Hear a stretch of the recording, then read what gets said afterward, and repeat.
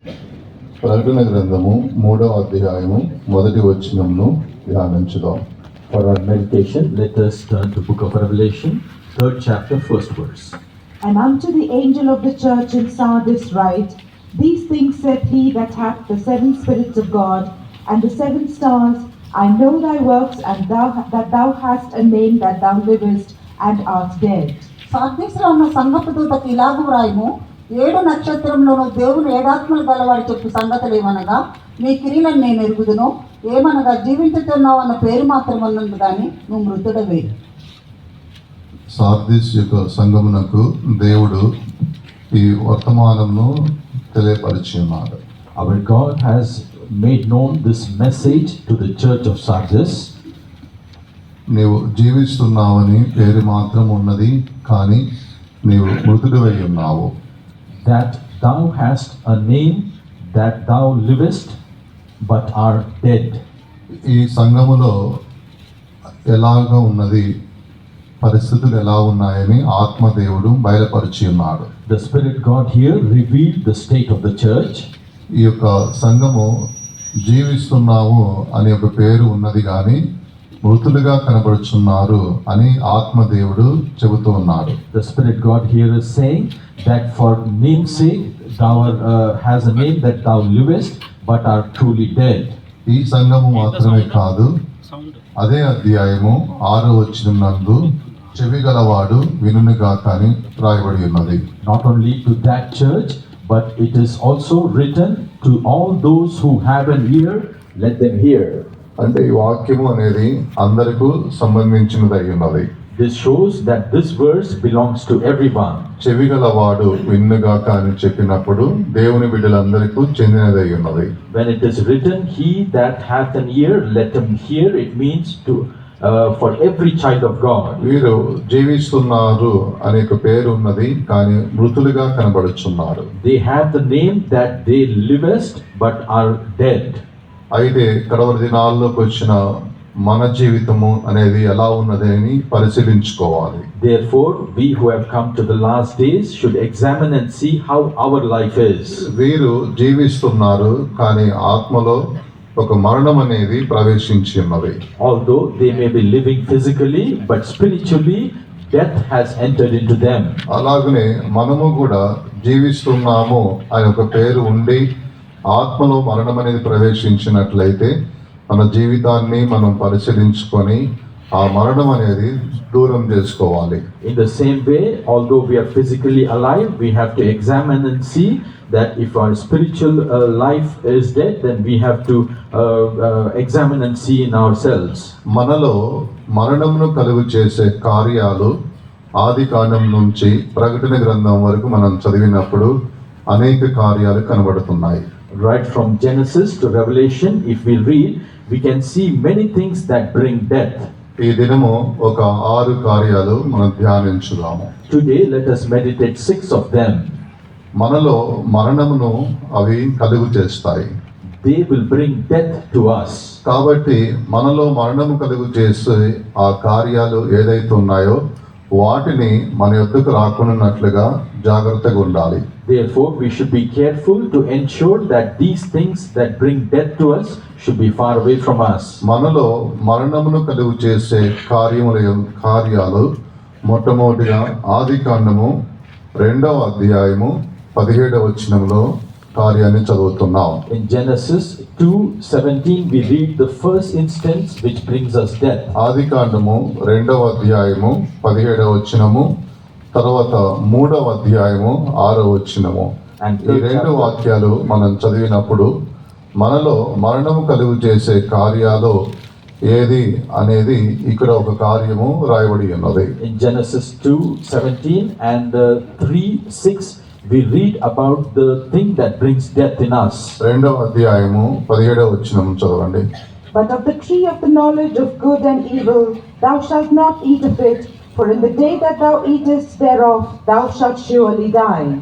అయితే మంచి చెడ్డల తెలివినిచ్చు వృక్ష ఫలములను నువ్వు తినకూడదు, నువ్వు వాటిని తినదిన నిత్యంగా తెచ్చదవని నరునికి ఆజ్ఞాపించెను.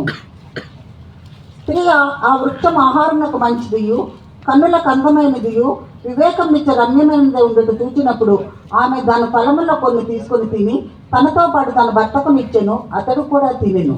ఈ రెండు వాక్యముల యందు దేవుడు చెప్పి ఉన్నాడు, ఈ వృక్ష ఫలమును మంచి చెడ్డలను తెలివినిచ్చు ఆ వృక్షం యొక్క ఫలాన్ని నువ్వు తినకూడదు. God here told them that, but of the tree of the knowledge of good and evil thou shalt not eat of it. తినప్పుడు నీవు మరణిస్తావు అని దేవుడు వారికి ఆజ్ఞాపించి ఉన్నాడు. The Lord commanded, in the day that thou eatest it, thou shalt surely die. అయితే వారు 3వ అధ్యాయం 6వ వచనం నందు తిని ఉన్నారు. But in the 3rd chapter 6th verse we see that they ate of that fruit.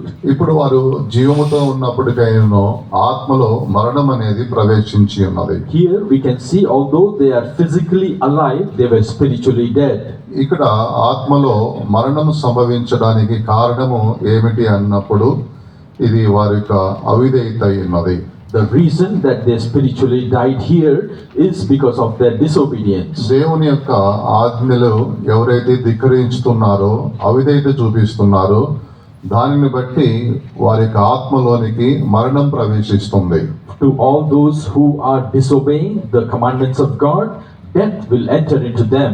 కాబట్టి దేవుని యొక్క ఆజ్ఞలకు మనము విధేయతను కనపరచాలి.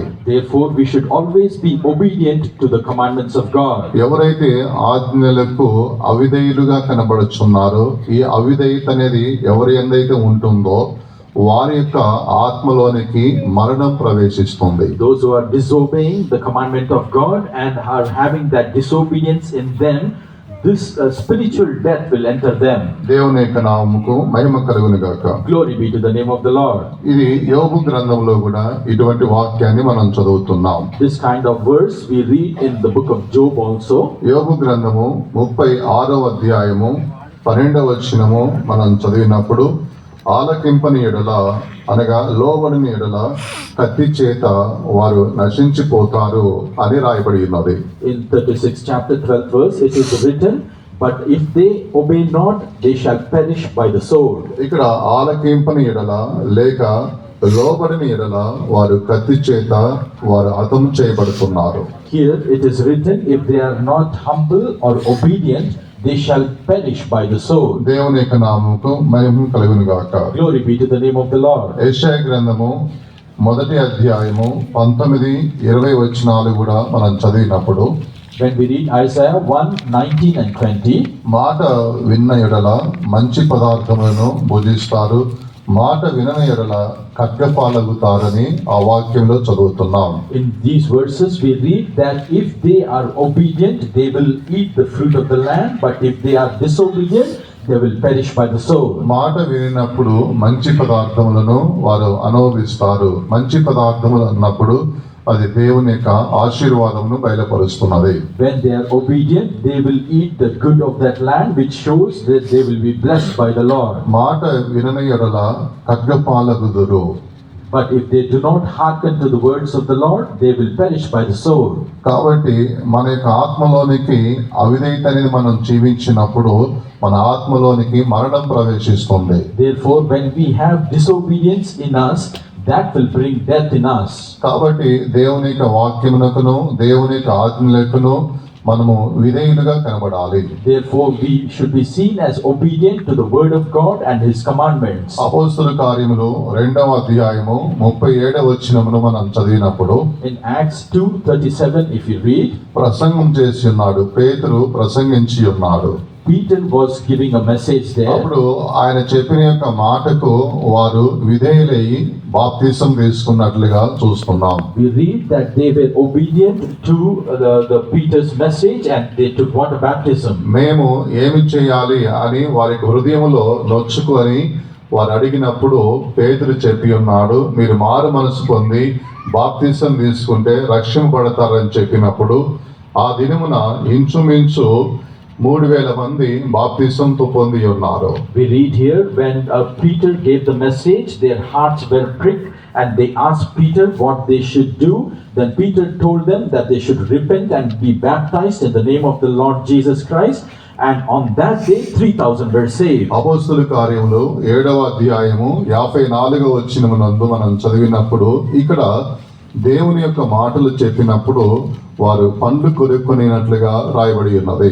In same Acts of Apostles, 7th chapter, 54th verse, we read, when they heard these things, they were cut to their hearts. Stephen వారికి ప్రసంగించి ఉన్నారు. At that time, Stephen was giving the message. ప్రసంగం వినిన వెంటనే వారు పండ్లను కొరికినట్లుగా రాయబడి ఉన్నది. And we read, when he gave the message, they gnashed their teeth. పేతురు ప్రసంగించినప్పుడు అక్కడున్న వారు మారు మనసు పొంది ఆజ్ఞలకు విధేయులుగా కనబడి ఉన్నారు. When Peter gave the message in the beginning, they all were pierced in the heart and they were obedient to him. Stephen ప్రసంగించినప్పుడు అనేక మంది సనుగుకొని ఉన్నారు, వారు పండ్లు కొరికిన వారిగా కనబడుతున్నారు. But when Stephen gave the message, many were murmuring and gnashing their teeth. అలాగనే ఈ దినాల్లో కొందరు ఆజ్ఞలకు విధేయులుగా కనబడుతున్నారు, కొందరు పండ్లు కొరుకు వారిగా కనబడుతున్నారు. In the same way, these days we see few people are obedient and few are disobedient and gnashing their teeth. నీవు ఆజ్ఞలకు అవిధేయులుగా కనబడినట్లయితే నీ యొక్క ఆత్మలోనికి మరణం అనేది ప్రవేశిస్తుంది. If you are disobedient to the word of God, then death will enter into your spiritual life. దేవుని యొక్క నామం మహిమ కలుగును గాక. Glory be to the name of the Lord. కొంతమంది ఈ విధంగా ప్రసంగాలు విన్నప్పుడు పండ్లు కొరకడము లేకపోతే సనుగు కొనడము ఇటువంటి కార్యాలు అనేది చేస్తారు. అలాగ నువ్వు చేసినట్లయితే నీ ఆత్మలోనికి మరణం ప్రవేశిస్తుంది. There are a few people, when they hear the message, they will murmur and gnash their teeth. If you do like that, a spiritual death will enter you. ఇలాగున నీ జీవితాన్ని సరి చేసుకోకుండా అలాగనే నువ్వు సనుగుకొనడము పండ్లు కొరకు వ్యక్తిగాను నువ్వు ఉన్నట్లయితే నీ ఆత్మలో మరణము ఉంటుంది, చివరిగా నరకంలోనికి వెళ్తావు. If you continue to murmur and gnash your teeth at the message of God, then eventually death will enter you and you will end up in hell. కాబట్టి మన యొక్క ఆత్మలోనికి మరణం అనేది అవిధేయత ద్వారా ప్రవేశిస్తుంది. కాబట్టి అవిధేయత అనేది మన యందు ఉండకున్నట్లుగా దూరం చేసుకోవాలి. Because death enters through disobedience, we should ensure that disobedience is not found in us. కొందరు ఇలాగన అవిధేయత చూపించిన వారిగా ఇశ్రాయేలు ప్రజల గురించి మనం చదువుతున్నాం. We read about a few people like the Israelites who were disobedient. ఇలాగున అవిధేయత చూపించినట్లయితే వారిలోనికి వ్యాధి అనేది ప్రవేశిస్తుందని దేవుడు చెప్పి ఉన్నాడు. God said, if they are disobedient, sickness and disease will enter them. నిర్గమాకాండము 15వ అధ్యాయము 24వ వచనం నందు ఆ వాక్యాన్ని చదువుతున్నాం. In Exodus 15:24, we read that. ఇక్కడ మీరు ఆజ్ఞలను పాటించినట్లయితే ఐగుప్తుకు కలుగు చేసిన యొక్క రోగములు ఏది మీ వద్దకు రానివ్వనో, వచ్చినను స్వస్థపరచు యెహోవాను నేనై ఉన్నానని వారితో చెప్పి ఉన్నాడు. Our God told them that if you are obedient to my words, I will not let any of the diseases that were found in Egypt to come to you, and even if it comes, I am the Lord that healeth ఈ thee. ఆజ్ఞలు ఏదైతే మీరు విననొల్లక వారిగా ఉంటారో వ్యాధులు అనేది మీ జీవితంలోనికి వస్తాయని ఇక వాక్యం యొక్క భాగము కూడా మనకు తెలియపరుస్తుంది. The scripture portion tells us that if we are disobedient, sickness and disease will enter us. ఈ దినాల్లో చాలా మంది అనారోగ్యముతోనూ వ్యాధులతో కనబడడానికి కారణం ఏమిటంటే వారి యొక్క అవిధేయత ఉన్నది. ఆ అవిధేయతను బట్టి వారు వ్యాధిగ్రస్తులుగా మారిపోతున్నారు. The reason we find many who are sick and having disease is because of their disobedience. దేవుని యొక్క నామముకు మహిమ కలుగును గాక. Glory be to the name of the Lord. మనలోనికి మన ఆత్మలోనికి మరణము ప్రవేశించేది అవిధేయతను బట్టి మరణం అనేది ప్రవేశిస్తుంది. కాబట్టి అవిధేయత అనేది తొలగించుకొని విధేయులుగా మనం కనబడదాం గాక. Because disobedience brings death into us, we should eschew that disobedience and be obedient in our life. దేవుని స్తోత్రం. Praise be to the Lord. తర్వాత రెండవదిగా ఆత్మలోనికి మరణం ప్రవేశించడానికి రెండవ కారణాన్ని మనం చూసినప్పుడు Afterwards, when we examine the second reason which brings death in our spiritual life, రోమీయులకు రాసిన పత్రిక 8వ అధ్యాయము 13వ వచనాన్ని మనం చదివినట్లయితే ఇక్కడ రెండవ కారణమును మనం చూస్తున్నాం. in Romans 8:13, we read the second reason for this death. For if ye live after the flesh, ye shall die, but if ye through the Spirit do mortify the deeds of the body, ye shall live. మీరు శరీరానుసారంగా ప్రవర్తించిన ఎడల చావవలసిన వారు ఇందరు కానీ ఆత్మచేత శారీరక క్రియలను చంపినలా జీవించెదరు. ఇక్కడ రెండవది ఆత్మలోనికి మరణము ప్రవేశించడానికి కారణము శరీరానుసారముగా ఎవరైతే నడుస్తున్నారో దానిని బట్టి వారి యొక్క ఆత్మలోనికి మరణం ప్రవేశిస్తుంది. The second reason death will enter our spiritual life is if we live according to the flesh. కాబట్టి మనము శరీరానుసారంగా నడుచుకోవడానికి మనము బద్ధులము కాదు అని 12వ వాక్యంలో కూడా మనం చదువుతున్నాం. In the 12th verse we read that we are not debtors to the flesh. మనము శరీరానుసారంగా నడుచుకున్నట్లయితే మన యొక్క ఆత్మలోనికి మరణం ప్రవేశిస్తుంది. If we live after the flesh, then death will enter us. కాబట్టి మనము మన శరీరమును ఏదైతే దాని యొక్క ఆశలు ఏదైతే ఉన్నాయో వాటిని మనము సిలువ మీద కొట్టి ఉన్నాం కాబట్టి శరీరానుసారముగా మనం జీవించకూడదు. Because we have crucified all the desires of our flesh, we should not live according to our flesh. గలాతీయులకు రాసిన పత్రిక 2వ అధ్యాయము 20వ వచనమునందు మనం చదివినప్పుడు ఇక్కడ పరిశుద్ధ పౌలు చెబుతున్నాడు, నేను క్రీస్తుతో సిలువ వేయబడి ఉన్నాను అని చెబుతున్నాడు. In Galatians 2nd chapter 20th verse, St. Paul here is saying, I have been crucified with Christ. నేను క్రీస్తుతో సిలువ వేయబడి ఉన్నాను. I have been crucified with Christ. అలాగనే మనము కూడా ఇటువంటి యొక్క స్థితి అనగా ఇలాగున మనం కనబడాలి. We should also be seen in the same state. నేను క్రీస్తుతో కూడా సిలువ వేయబడి ఉన్నాను అని అటువంటి అనుభవంలో అందరూ కనబడాలి. We all should be seen in the experience of being crucified with Christ. సిలువ మీద మనము కూడా కొట్టబడి ఉన్నాము. We have been nailed to the cross. కాబట్టి శరీరానుసారముగా మనం జీవించకూడదు. Therefore, we should not live according to the flesh. శరీరానుసారముగా మనం జీవించినట్లయితే ఆత్మలోనికి మరణం అనేది ప్రవేశిస్తుంది. If we live according to flesh, the death will enter our spiritual life. కాబట్టి మన యొక్క అవయవములు ఏదైతే ఉన్నాయో పాపం యొక్క అవయవములు వాటన్నిటిని కూడా మనం చంపివేయాలని కొలస్సీలకు రాసిన పత్రికలో రాయబడి ఉన్నది. In the book of Colossians, it is written, we have to mortify all the instruments of the flesh and sin. కొలస్సీలకు రాసిన పత్రిక 3వ అధ్యాయము 5 నుండి 8 వాక్యాల వరకు మనం చదివినట్లయితే ఈ లేఖనాలు మనం చదువుతున్నాం. In Colossians 3rd chapter 5 to 9 verses, we can read that. ఇక్కడ మీ అవయవములు అనేది చంపివేయాలని ఈ లేఖనాలు రాయబడి ఉన్నది. In these verses, it is written, we have to mortify the members of our body. మన యొక్క అవయవాలు చంపివేయడము అని చెప్పినప్పుడు అది స్వభావాలను బయలుపరుస్తుంది. To mortify the members of the body shows certain characters. ఏదైతే పరిశుద్ధపరచబడిన యొక్క స్వభావాలు ఏదైతే ఉన్నాయో అవి మన యొక్క అవయవాలకు సాదృశ్యమై ఉన్నవి. All the unholy things are the members of our body which we should mortify. 3వ అధ్యాయము 5 నుంచి చదువుకుంటారండి. కావున భూమి మీద ఉన్న మీ అవయవములను అనగా జారత్వమును, అపవిత్రతను, కామాతురతను, దురాశను, విగ్రహారాధన, ధనాపేక్షను చంపివేడి. వాటి వల్ల దేవుని ఉగ్రత అవిధేయుల మీదకు వచ్చును. పూర్వము వారి మధ్య జీవించినప్పుడు మీరును వీటిని అనుసరించి నడుచుకొంటిరి. ఇప్పుడైతే మీరు కోపము, ఆగ్రహము, దుష్టత్వము, దూషణ, మీ నోట బూతులు అని వీటన్నిటిని విసర్జించుడి. ఒకరితో ఒకరు అబద్ధం ఆడుకుడి.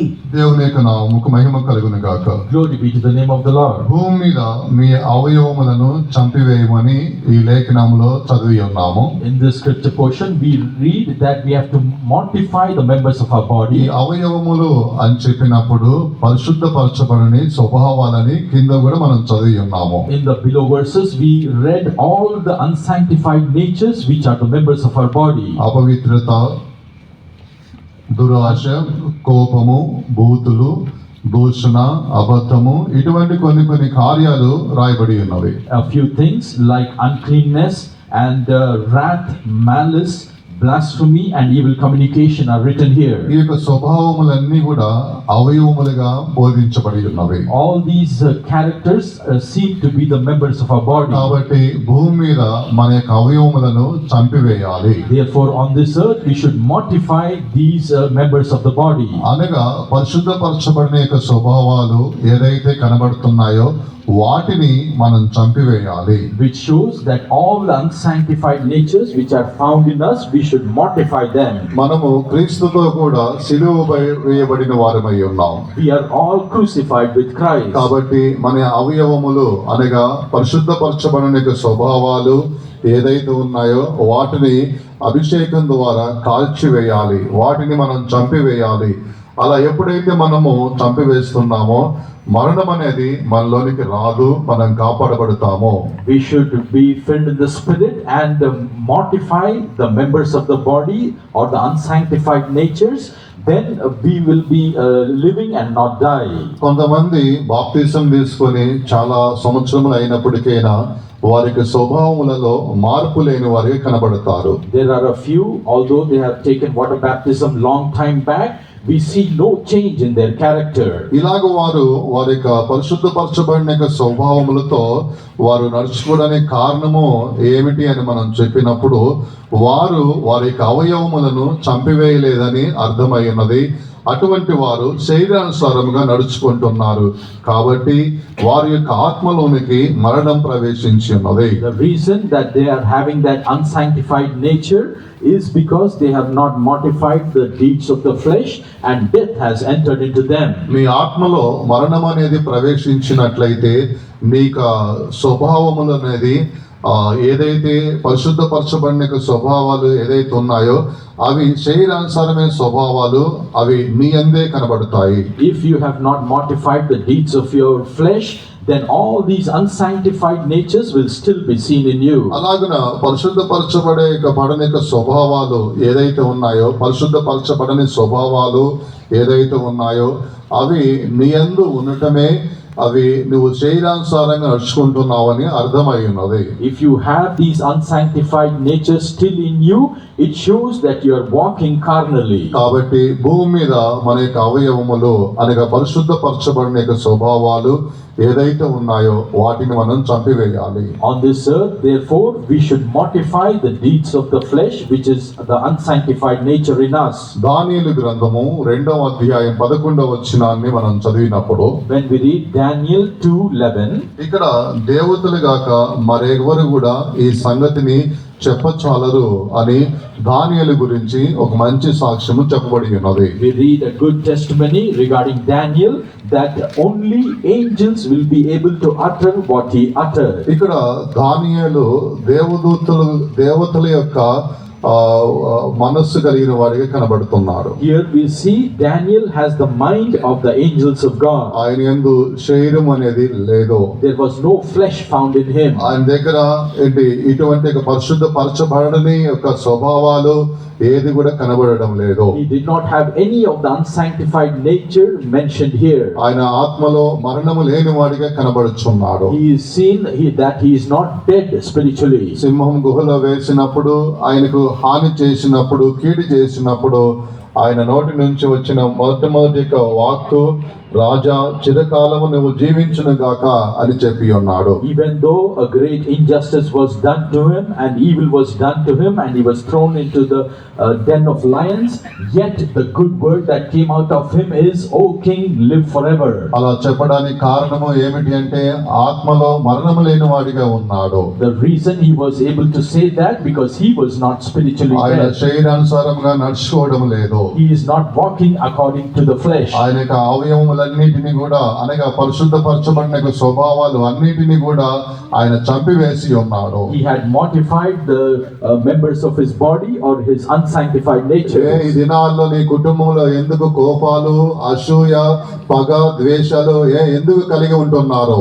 Why are you having anger, malice, wrath in your family? ఇతరులతో కూడా పగతోనూ ద్వేషముతో ఈర్ష్యతో ఎందుకు నువ్వు కనబడుతున్నావు? Why are you found with jealousy and malice and hatred towards others? అలాగ నువ్వు కనబడుతున్నావు అంటే దాని యొక్క అర్థము నీ యొక్క ఆత్మలో మరణం ప్రవేశించినదని నిన్ను గ్రహించుకోవాలి. You should understand, if you are found in that state, that death has entered your నీ spiritual యొక్క life. అవయవములు చంపివేయలేదు. భూమి మీద నీ అవయవములని స్వభావములను నువ్వు చంపివేయలేదు కాబట్టి ఆత్మలో మరణం ప్రవేశించినది కనుక నీవు కోపపడము, ఈర్ష, పగ అటువంటి ఒక కార్యాలతో నువ్వు జీవిస్తున్నావు. Because you have not mortified the members of your body or your unsanctified nature, and death has entered into your spiritual life. That is why you're having anger, malice and wrath. ఓ Sardis సంగమా, నీవు జీవిస్తున్నావని పేరు మాత్రమే ఉంది, కానీ నీవు మరణించి ఉన్నావని దేవాది దేవుడు హెచ్చరిక చేస్తూ ఉన్నాడు.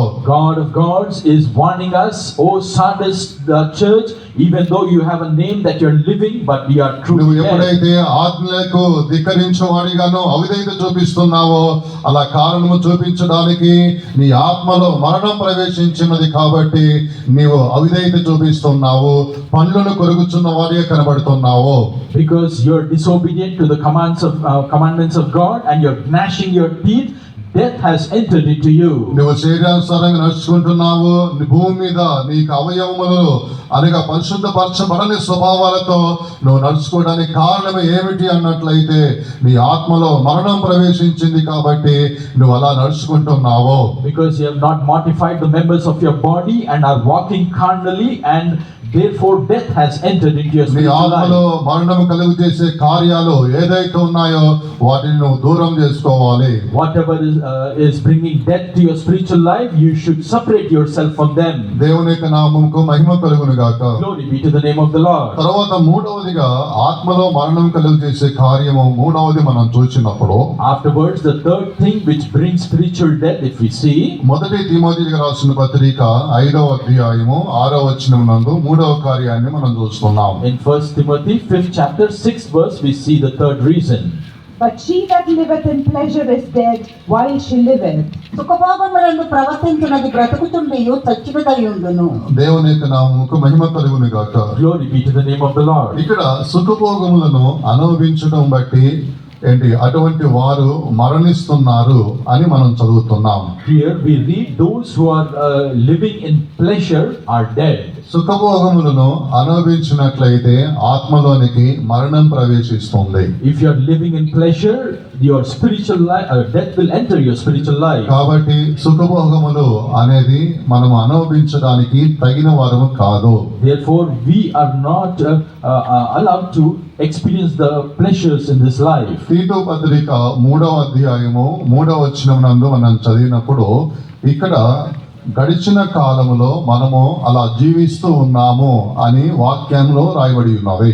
In Titus 3rd chapter 3rd verse, we read that we were once living in that way. గడిచిపోయిన కాలములో మనము సుఖభోగములను అనుభవించే వారిగా కనబడుతున్నాము. In the past, we were experiencing the pleasures of this life. కారణం ఏమిటంటే ఆత్మలో మరణం ఉంది కాబట్టి భూమి మీద మనము సుఖభోగములను అనుభవించే వారిగా గడిచిపోయిన దినముల యందు ఉన్నాము. In the past, we were spiritually dead. That is why we were experiencing the pleasures of this world. యాకోబు పత్రిక 4వ అధ్యాయము 4వ వచనంలో రాయబడి ఉన్నది, అలా సుఖభోగములను అనుభవించుచు లోకాన్ని ప్రేమించుచు మనము దేవునికి శత్రువులుగా కనబడుచున్నాము. In James 4:4, we read that if we are experiencing this world and its pleasures, we are seen as enemies to God. ఇలాగున లోకములో మనము సుఖభోగమును అనుభవించుచు దేవునికి శత్రువులుగా మారిపోయి ఉన్నాము. ఆత్మలో మరణము కలగచే వచ్చినట్లుగా గడిచిపోయిన దినముల యందు కనబడి ఉన్నాం. We are seen as in the past, we are experiencing the pleasures of this world and have become the enemies of God, and death has entered our spiritual life. దేవునిలోనికి వచ్చిన తర్వాత సుఖభోగములు అనేది మన యందు ఉండకూడదు. But after coming into God, we should not have those pleasures. ఆ సుఖభోగము ఏదైతే మన యందు ఉంటుందో అలా ఉన్నట్లయితే ఆత్మలో మరణం ప్రవేశించినదని అర్థం చేసుకోవాలి. We should understand, if pleasures are still found in us, that death has entered into us. దేవుని యొక్క నామముకు మహిమ కలుగును గాక. Glory be to the name of the Lord. లూకాసు వార్త 8వ అధ్యాయం 14వ వచనములో ఇక్కడ ఒక ఉపమానం గురించి మనం చదువుతున్నాం. In Gospel of Luke 8:14, we read about a parable. ముండ్ల పొదలో విత్తబడిన ఆ యొక్క విత్తనముల గురించి రాయబడి ఉన్నది. It is written about the seed which was sown among the thorns. చదవండి వాక్యము. ముళ్ళ పొదలలో పడిన విత్తనములు పోలిన వారు ఎవరనగా, విని కాలము గడిచిన కొలది ఈ జీవన సంబంధమైన విచారముల చేతను ధనభోగముల చేతను అణిచివేయబడి ధనభోగముల చేత వారు కనబడుచున్నారు. They are seen in riches and pleasure. ధన భోగముల చేత ఉన్నవారు ఇక ముండ్ల క్రింద వారు కనబడి ఉన్నారు. Those who are in riches and pleasure are seen to be choked with the thorns. వారికి పైన ముండ్లు అనేది కనబడుచున్నాయి. We see they are among the thorns. వీరు ఎదగలేని వారిగా కనబడుతున్నారు. They are seen as not having growth. కారణం ఏమిటంటే వారికి పైన ముండ్లు అనేది అనగా ధనభోగములు సుఖభోగములు అనేవి వారికి పైనగా కనబడుచున్నాయి. వాటి కింద వీరు ఉన్నారు. అవి వీరిని ఏలుబడి చేస్తున్నాయి కాబట్టి వారు ఎదగలేని స్థితిలో కనబడుతున్నారు. The reason they are unable to grow is because they have thorns above them, and those thorns are not allowing them to grow. ఇలాగున సుఖభోగములను మునుపటి దినముల యందు జీవించినట్లుగా దేవునిలోనికి వచ్చి నీవు అలాగనే సుఖభోగములు అనేది అనుభవించినట్లయితే ధనభోగములను నువ్వు అనుభవించినట్లయితే ఫలించే వ్యక్తిగా నువ్వు ఉండలేవు. If you experience the riches and pleasure of your past life, even though you have come into the Lord, then you cannot be transformed. ఇవి ఫలించే యొక్క విధానంలో మనము కనబడట్లేట్టుగా మనం చూస్తున్నాం. We read here, this shows an unfruitful life. ఎదగాలని ఆశ ఉన్నది కానీ ఎదగలేకపోతున్నవి. We desire to grow in the Lord, but we are unable to do so. కారణం ఏమిటంటే సుఖభోగములు ధనభోగములతో ఆ విత్తనము అనగా ఆ వ్యక్తులు జీవిస్తున్నారు కాబట్టి వారు ఫలము అనేది లేని వారిగా కనబడుతున్నారు. The reason is because that seed or that person is living among riches and pleasure. That is why he is unable to grow. దేవుని యొక్క నామముకు మహిమ కలుగును గాక. Glory be to the name of the ప్రియమైన Lord. దేవుని బిడ్డలారా, Dear children of God, నువ్వు సుఖంగా ఉండే సమయం కాదు.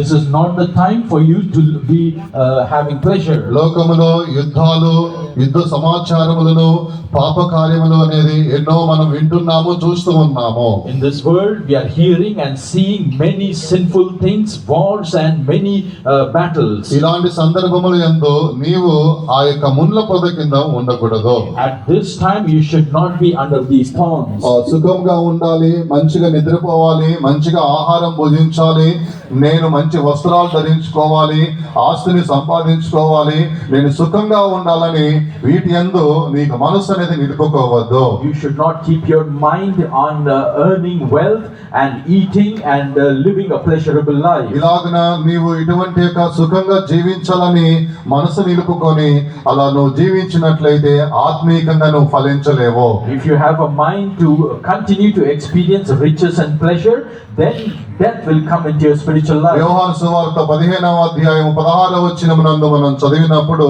మనం ఫలించాలని మన దేవుడైన యెహోవా మనల్ని ఏర్పరచుకొని ఉన్నాడు. We read in Gospel of John 15 chapter 16 verse that our Lord is looking that we should bring forth fruit. ఆయన ఎందుకు మనల్ని ఏర్పరచుకున్నాడు అంటే ఫలించాలని ఆయన ఏర్పరచుకొని ఉన్నాడు. The reason he has chosen us is that we should bring forth fruit. కానీ మనము దైవికమైన కార్యాలన్నీ విడిచిపెట్టి మనం సుఖంగా మనం జీవించినట్లయితే ఆయన ఎదురు చూస్తున్న యొక్క ఫలము ఆయనకి ఇవ్వలేని వారికి కనబడతాము. Therefore, if we have left this calling and continue to experience riches and pleasure, then we will not bear the fruit. ఎబ్రీయులకు రాసిన పత్రిక 11వ అధ్యాయము 25వ వచనమందు మనం చదివినప్పుడు ఇక్కడ మోషే ఐగుప్తు యొక్క భోగమును ఆయన సుఖాన్ని విడిచిపెట్టిన వాడిగా కనబడుతున్నాడు. In Hebrews 11:25 we read that Moses left the riches and pleasures of Egypt. ఆయన ఇలాగ తీర్మానం చేసుకొని ఉన్నాడు. He had sworn to himself. నేను ఐగుప్తు యొక్క ధనమును నేను అనుభవించి ఐగుప్తులో సుఖాన్ని అక్కడ ఉన్న యొక్క పలు విధమైన కార్యాలు నేను అనుభవించడానికి తగిన వ్యక్తిని కాదు, దేవుని బిడ్డలతో నేను శ్రమ పడాలని ఆయన నిర్ణయం తీసుకున్నాడు. అటువంటి యొక్క నిర్ణయాలు ఈ దినాల్లో మనం కూడా తీసుకున్న వారిగా మనం కనబడాలి. Moses took a decision that he will suffer with his people than enjoy the riches and pleasures of the Egyptians. In the same way we all ought to be. ప్రసంగి గ్రంథము 2వ అధ్యాయము 4 నుంచి 11 వాక్యాలు మనం చదివినప్పుడు When we read Ecclesiastes 2nd chapter, రాజైన సాలొమోను ఇక్కడ అటువంటి యొక్క తీర్మానం లేని వాడిగా కనబడుతున్నాడు. we read the King Solomon is not having that consecration. ప్రసంగి గ్రంథం 2వ అధ్యాయము 4 నుంచి 11 వాక్యాలలో అతడు సుఖంగా జీవించాలని ఎన్నో కార్యాలలో చేసిన వాడిగా కనబడుతున్నాడు. From 4 to 11 verses we read the many pleasurable things that he experienced. వద దినమున మన హృదయాన్ని మనం పోషించుకోవద్దు. We should not replenish our own heart. చివరి దినాల్లోకి మనం వచ్చి ఉన్నాము. We have come to the last days. నేను సుఖంగా ఉండాలి, సుఖముగా ఉండి మంచిగా ఆహారం భుజించి నేను లోకానుసారంగా జీవించాలని ఇలా సుఖాన్ని నువ్వు కోరుకున్నట్లయితే దేవుడు ఎదురు చూస్తున్న యొక్క ఫలము నీ యందు ఫలించదు. చివరిగా నీ ఆత్మలో మరణము అలాగనే ఉంటుంది. ఆత్మలో ఉన్న మరణముతోనే నీ పరుగును ముగిస్తావు. కాబట్టి ఎవరు కూడా సుఖాన్ని అనుభవించాలని అటువంటి వాటిపైన మనసు నిలుపుకొని ఎవరు జీవించవద్దు. Nobody should have the mind to live a pleasurable life and to earn wealth on this earth. If you do like that, the death will enter you and you will not finish your race. సొలొమోను రాజు వలె అలాగా మీ మనసును నిలుపుకోవద్దు. Do not keep your mind like that of Solomon. మోషే ఏ విధంగా తీర్మానం చేసుకుని ఉన్నాడో, Just like Moses made a ఈ decision. సమయము నాది కాదు, ఇలా సుఖాన్ని అనుభవించే సమయము కాదు, దేవుని బిడ్డలతో నేను ప్రయాసపడాలి, శ్రమ పడాలని ఎలాంటి ఒక మనసు ధరించి ఉన్నాడో అటువంటి ఒక మనసు ధరించిన వారముగా మనం కనబడాలి. Just like Moses had the mind to suffer with the people of God than to enjoy the pleasures of this world, we should also have the same mind. ఆత్మలో మనకు మరణం ప్రవేశించేది అవిధేయతను బట్టి ఆత్మలోనికి మరణం ప్రవేశిస్తుంది. The first reason death will enter our spiritual life is disobedience. రెండవదిగా శరీరానుసారంగా మనం జీవిస్తూ మన అవయవములను భూమి మీద చంపివేయకుండా అనగా పరిశుద్ధపరచబడిన స్వభావాలు చంపివేయకుండా ఉన్నట్లయితే ఆత్మలోనికి మరణం ప్రవేశిస్తుంది. Secondly, if we do not mortify the members of our body and our unsanctified nature, then death will enter our spiritual life. మూడవదిగా సుఖభోగముగా మనం జీవించినట్లయితే ఆత్మలోనికి మరణం ప్రవేశిస్తుంది. Thirdly, if we are living in riches and pleasure, death will enter our ఒక life. నిమిషం ఈ కార్యాలన్నీ కూడా మన యందు ఉన్నవి, వాటిని గద్దించుదుము గాక. If we are having any of these for a minute, let us rebuke it. అందరం కళ్ళు మూసుకొని రెండు చేతులు పైకెత్తి స్తోత్రం చెబుదాము. Let us close our eyes, lift up both our hands and praise God. ఆజ్ఞలను అతిక్రమించే యొక్క స్వభావము మన యందు కనబడుతున్నది. We are having this nature of disobedience. శరీరానుసారంగా నడుచుకునే కార్యము అనగా పరిశుద్ధపరచబడిన స్వభావాలు ఏదైతే నీ యందు మన యందు కనబడుతున్నాయో వాటిని కూడా మనం గద్దించుదుము గాక. Let us rebuke all the carnal and unsanctified natures that are found in us. వాటి ద్వారానే మన ఆత్మలోనికి మరణము ప్రవేశిస్తూ ఉన్నది. Through them, death will enter our spiritual సుఖంగా life. జీవించాలి అని ఇలాగా నువ్వు అటువంటి మనసు కలిగిన వ్యక్తిగా ఉన్నావు కాబట్టి నీ ఆత్మలోనికి మరణం ప్రవేశించి ఉన్నది. Because you are having the mind to experience riches and pleasure, death has entered ఇది you. ఈ వద దినముల యందు నీ హృదయాన్ని పోషించుకోవద్దు. In these days, do not replenish yourself. ఆమె అలా సుఖాన్ని జీవించడానికి మనసును గద్దించుదుము గాక. Let us rebuke the mind to have pleasure. లేకపోయినట్లయితే నీ ఆత్మలో మరణము అలాగనే ఉండిపోతుంది. Otherwise, death will remain in your spiritual life. అందరం కూడా చేతులు పైకెత్తి స్తోత్రం చెబుదాము. Let us all lift up both our నా hands. దేవా, నా ఆత్మలో ఉన్న మరణాన్ని తొలగించండి ప్రభు అని అడుగుదాము గాక. Let us ask God, my God, remove all the things we నీ have. దేవుడు చీకటిని దూరం చేయవాడై ఉన్నాడు. God will remove the darkness from ఎంతమంది you. ఈ మాటను విశ్వసిస్తూ ఉన్నారు? If you believe this, నా దేవుడు చీకటిని వేరు చేయవాడై ఉన్నాడని ఎంతమంది విశ్వసిస్తూ ఉన్నారు? if you believe God is able to separate darkness from you, చీకటిని మాత్రమే కాదు, నీ ఆత్మలో ఉన్న మరణాన్ని కూడా దూరం చేయవాడై ఉన్నాడు. not only the darkness, He will remove the death from your spiritual ఆమె life. అందరం కూడా ఆత్మలో గద్దించుదుము గాక. Let us all rebuke in the oh spirit. మరణమా, నా యందు నుంచి నువ్వు బయటికి వెళ్ళిపోవాలి. Oh, death, thou should depart oh from me. మరణమా, నువ్వు నా నుంచి దూరమైపోవాలి. Oh, death, be far from me. ఎవరు కళ్ళు తెరవద్దు. Nobody should open their అందరి eyes. కళ్ళు మూసుకొని ఆత్మలో గద్దించుదుము గాక. Oh, close your eyes and నీ ఆత్మలో దూరి ఉన్న మరణము దూరమైపోతున్నది. death that has entered you will separate from you. అందరూ కళ్ళు మూసుకొని దేవునికి స్తోత్రం చెప్పండి. Let us close our eyes and praise God. అభిషేకం కలిగిన వారు అన్ని భాషలు మాట్లాడండి. Those who are anointed, speak in unknown tongues. పరిశుద్ధాత్మ దేవుడు మన మధ్యలో ఆయన సంచరిస్తూ ఉన్నాడు. Spirit God is moving in among us. అందరూ పరిశుద్ధాత్మ దేవుడితో ఏకీభవించి అందరం కూడా దేవునితో ఉండి ఆ ఆత్మను ఆ మరణాన్ని గద్దించుదుము గాక. Let us stand united with the Spirit of God and our God and rebuke the things that are bringing death to us.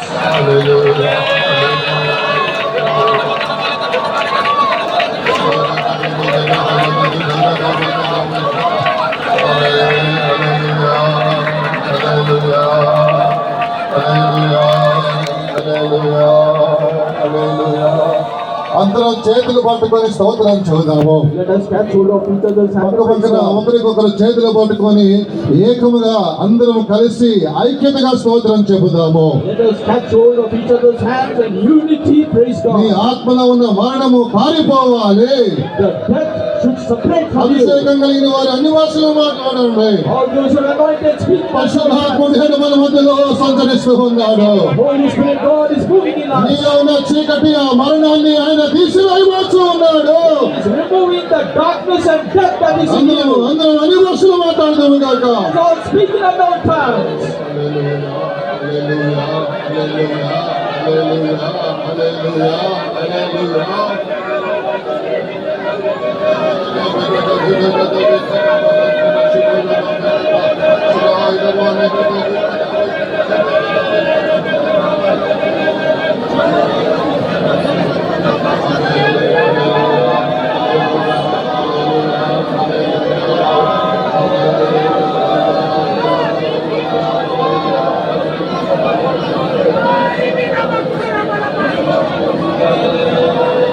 ఓ మరణమా నీ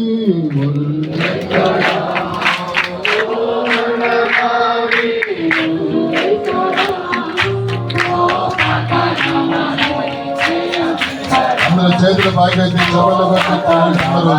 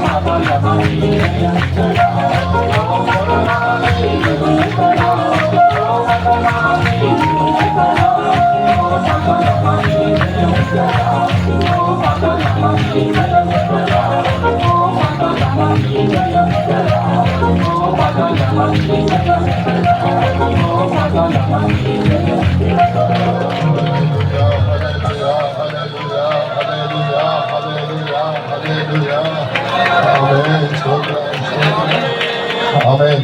గంభీరముగా ఇప్పుడు అందరం కలిసి దేవునికి మనం మహిమపరచబోచున్నాము. We are fiercely going to glorify God. ఆత్మలో ఉన్న మరణమును ఆయన దూరం చేసి ఉన్నాడు. He has separated our spiritual death. ఆయన నీ నుంచి దూరం చేసి ఉన్నాడు. He has removed death ఆ from you. మరణము నీ యొద్దకు రానే రాదు. And death will never come to నీ you. ఆత్మలోనికి మరణం ప్రవేశింపచాలదు. Death will never enter your నీ ఆత్మను spirit. దేవుడు కొలివుగా మార్చి ఉన్నాడు. The Lord has made your spirit as a furnace. విశ్వాసముతో అందరం చేతులు పైకెత్తి ఒక 20 స్తోత్రములు గంభీరముగా దేవునికి స్తోత్రించుదాము.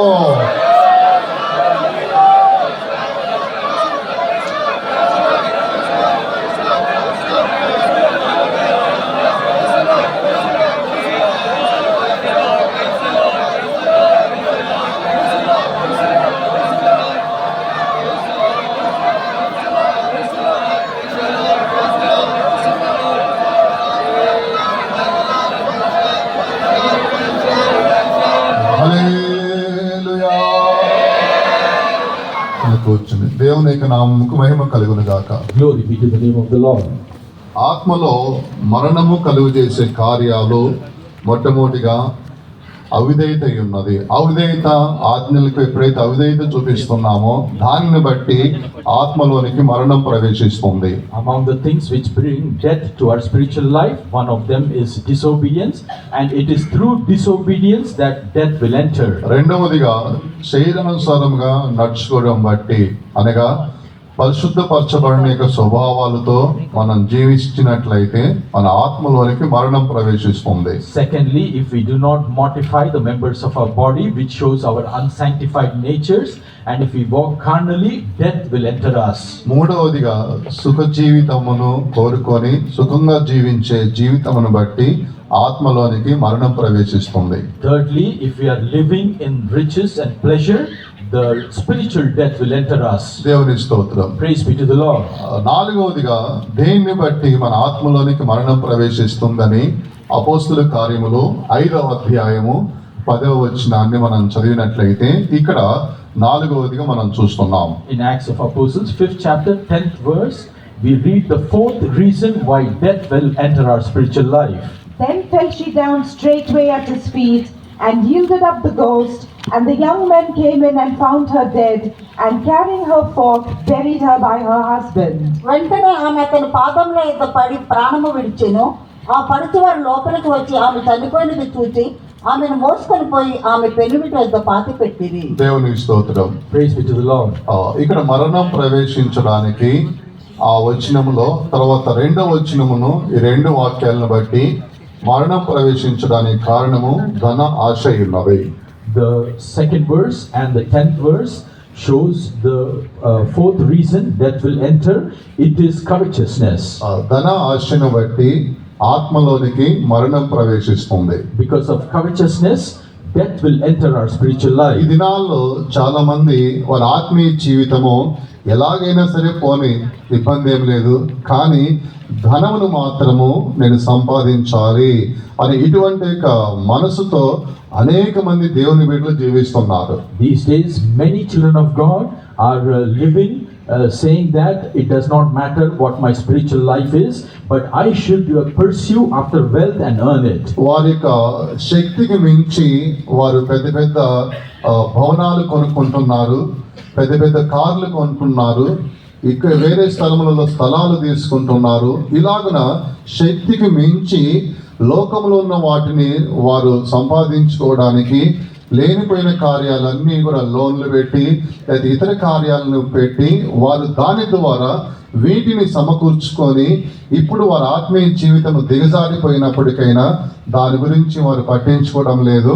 అలా వారు నడుచుకుంటూనే ఉన్నారు, కానీ ఆ ధనాశ అనేది ఏదైతే ఉన్నదో అది చంపివేయాలని అటువంటి ఆశ లేదు. ఇవన్నిటి కొరకు ఇప్పుడు వీరికి లోన్లు అవి ఇవి తీసుకోవడం బట్టి ధనం మీద అనేది ఆశ పెరిగినది కాబట్టి దీన్ని బట్టి వారి ఆత్మలోనికి మరణం ప్రవేశిస్తున్నది. Looking at others, they are going after the things which are beyond their reach by taking loans and many other things. They are buying big bungalows, big cars, and buying lands, and they are overburdened, yet they are not mindful of it. They are not mindful of their spiritual life, and they are continuing in their covetousness. ఇక నీ మనస్సు అంతా కూడా ఇక ధనం సంపాదించాలి, ఈ loan తీర్చాలి, ఇక ధనము సంపాదించాలి, ఇక ఇటువంటి కార్డ్స్ క్రియేట్ కార్డ్స్ అని ఇటువంటి కార్యాలన్నీ కూడా నేను అవి లేకున్నట్లు చేసుకోవాలని ఇక ధనం మీద వారి ఆశ అనేది నిలిపిన వారే కనబడుతున్నారు. After taking loans, now their mind is just how to clear loans which they have taken for the big mansion they have bought and the loans that they have taken for the cars that they have. Like this, they all are having a covetous mind. శక్తికి మించిన కార్యాలు ఏది మీరు ఒక ఇల్లు కావచ్చు, ఒక car కావచ్చు, ఒక స్థలం కావచ్చు, శక్తికి మించి ఏది మీరు తీసుకోవద్దు. You should never buy the things which are beyond your means, like a house, a car, or land. శక్తికి మించి వాటిని నువ్వు తీసుకొని తర్వాత ధనం మీద ఆశ పెట్టుకొని దాని వెంట నువ్వు పరిగెత్తుచూ ఉన్నావు. Because you have bought things which are beyond your means, now you are pursuing after wealth to repay. ఇలాగ నువ్వు చేయడం బట్టి నీ ఆత్మలోనికి నీకు తెలియకుండానే ఒక మరణం అనేది ప్రవేశిస్తుంది. Because if you are doing like this without you knowing, death has entered your spiritual దేవుడు life. నీకు ఎప్పుడైతే ధనం ఇస్తాడో అప్పుడే నువ్వు ఒక మంచి ఇల్లు కొనుక్కోవాలి. Whenever God gives you money, only then you buy a good house. దేవుడు ఎప్పుడైతే నీకు ధనం ఇస్తాడో అప్పుడే నువ్వు కారు కొనుక్కోవాలి. Only when God gives you money, you go and buy a car. దేవుడు ఎప్పుడైతే నీకు ధనం ఇస్తాడో అప్పుడే స్థలం కొనుక్కోవాలి. Only when God gives you money, you go and buy land. వాటి కొరకు నీకు శక్తికి మించి లోన్లు తీసుకొని ఇతరుల దగ్గర బాకీగా డబ్బులను తీసుకొని వీటిని నువ్వు కొనుగోలు చేసి తర్వాత ధనం వెంట ఆశతో నువ్వు పరిగెత్తుతూ ఉన్నావు. But you are going beyond your means and taking loans and asking people, and in order to repay, you are become covetous and running after money. ప్రార్థన చేసుకోవాలి, బైబిల్ చదవాలి, కరెక్ట్ సమయానికి మందిరానికి పోవాలి. ఇటువంటి ఆశ అనేది అంతా కూడా నీ ఎందుకు పూర్తిగా చనిపోతుంది.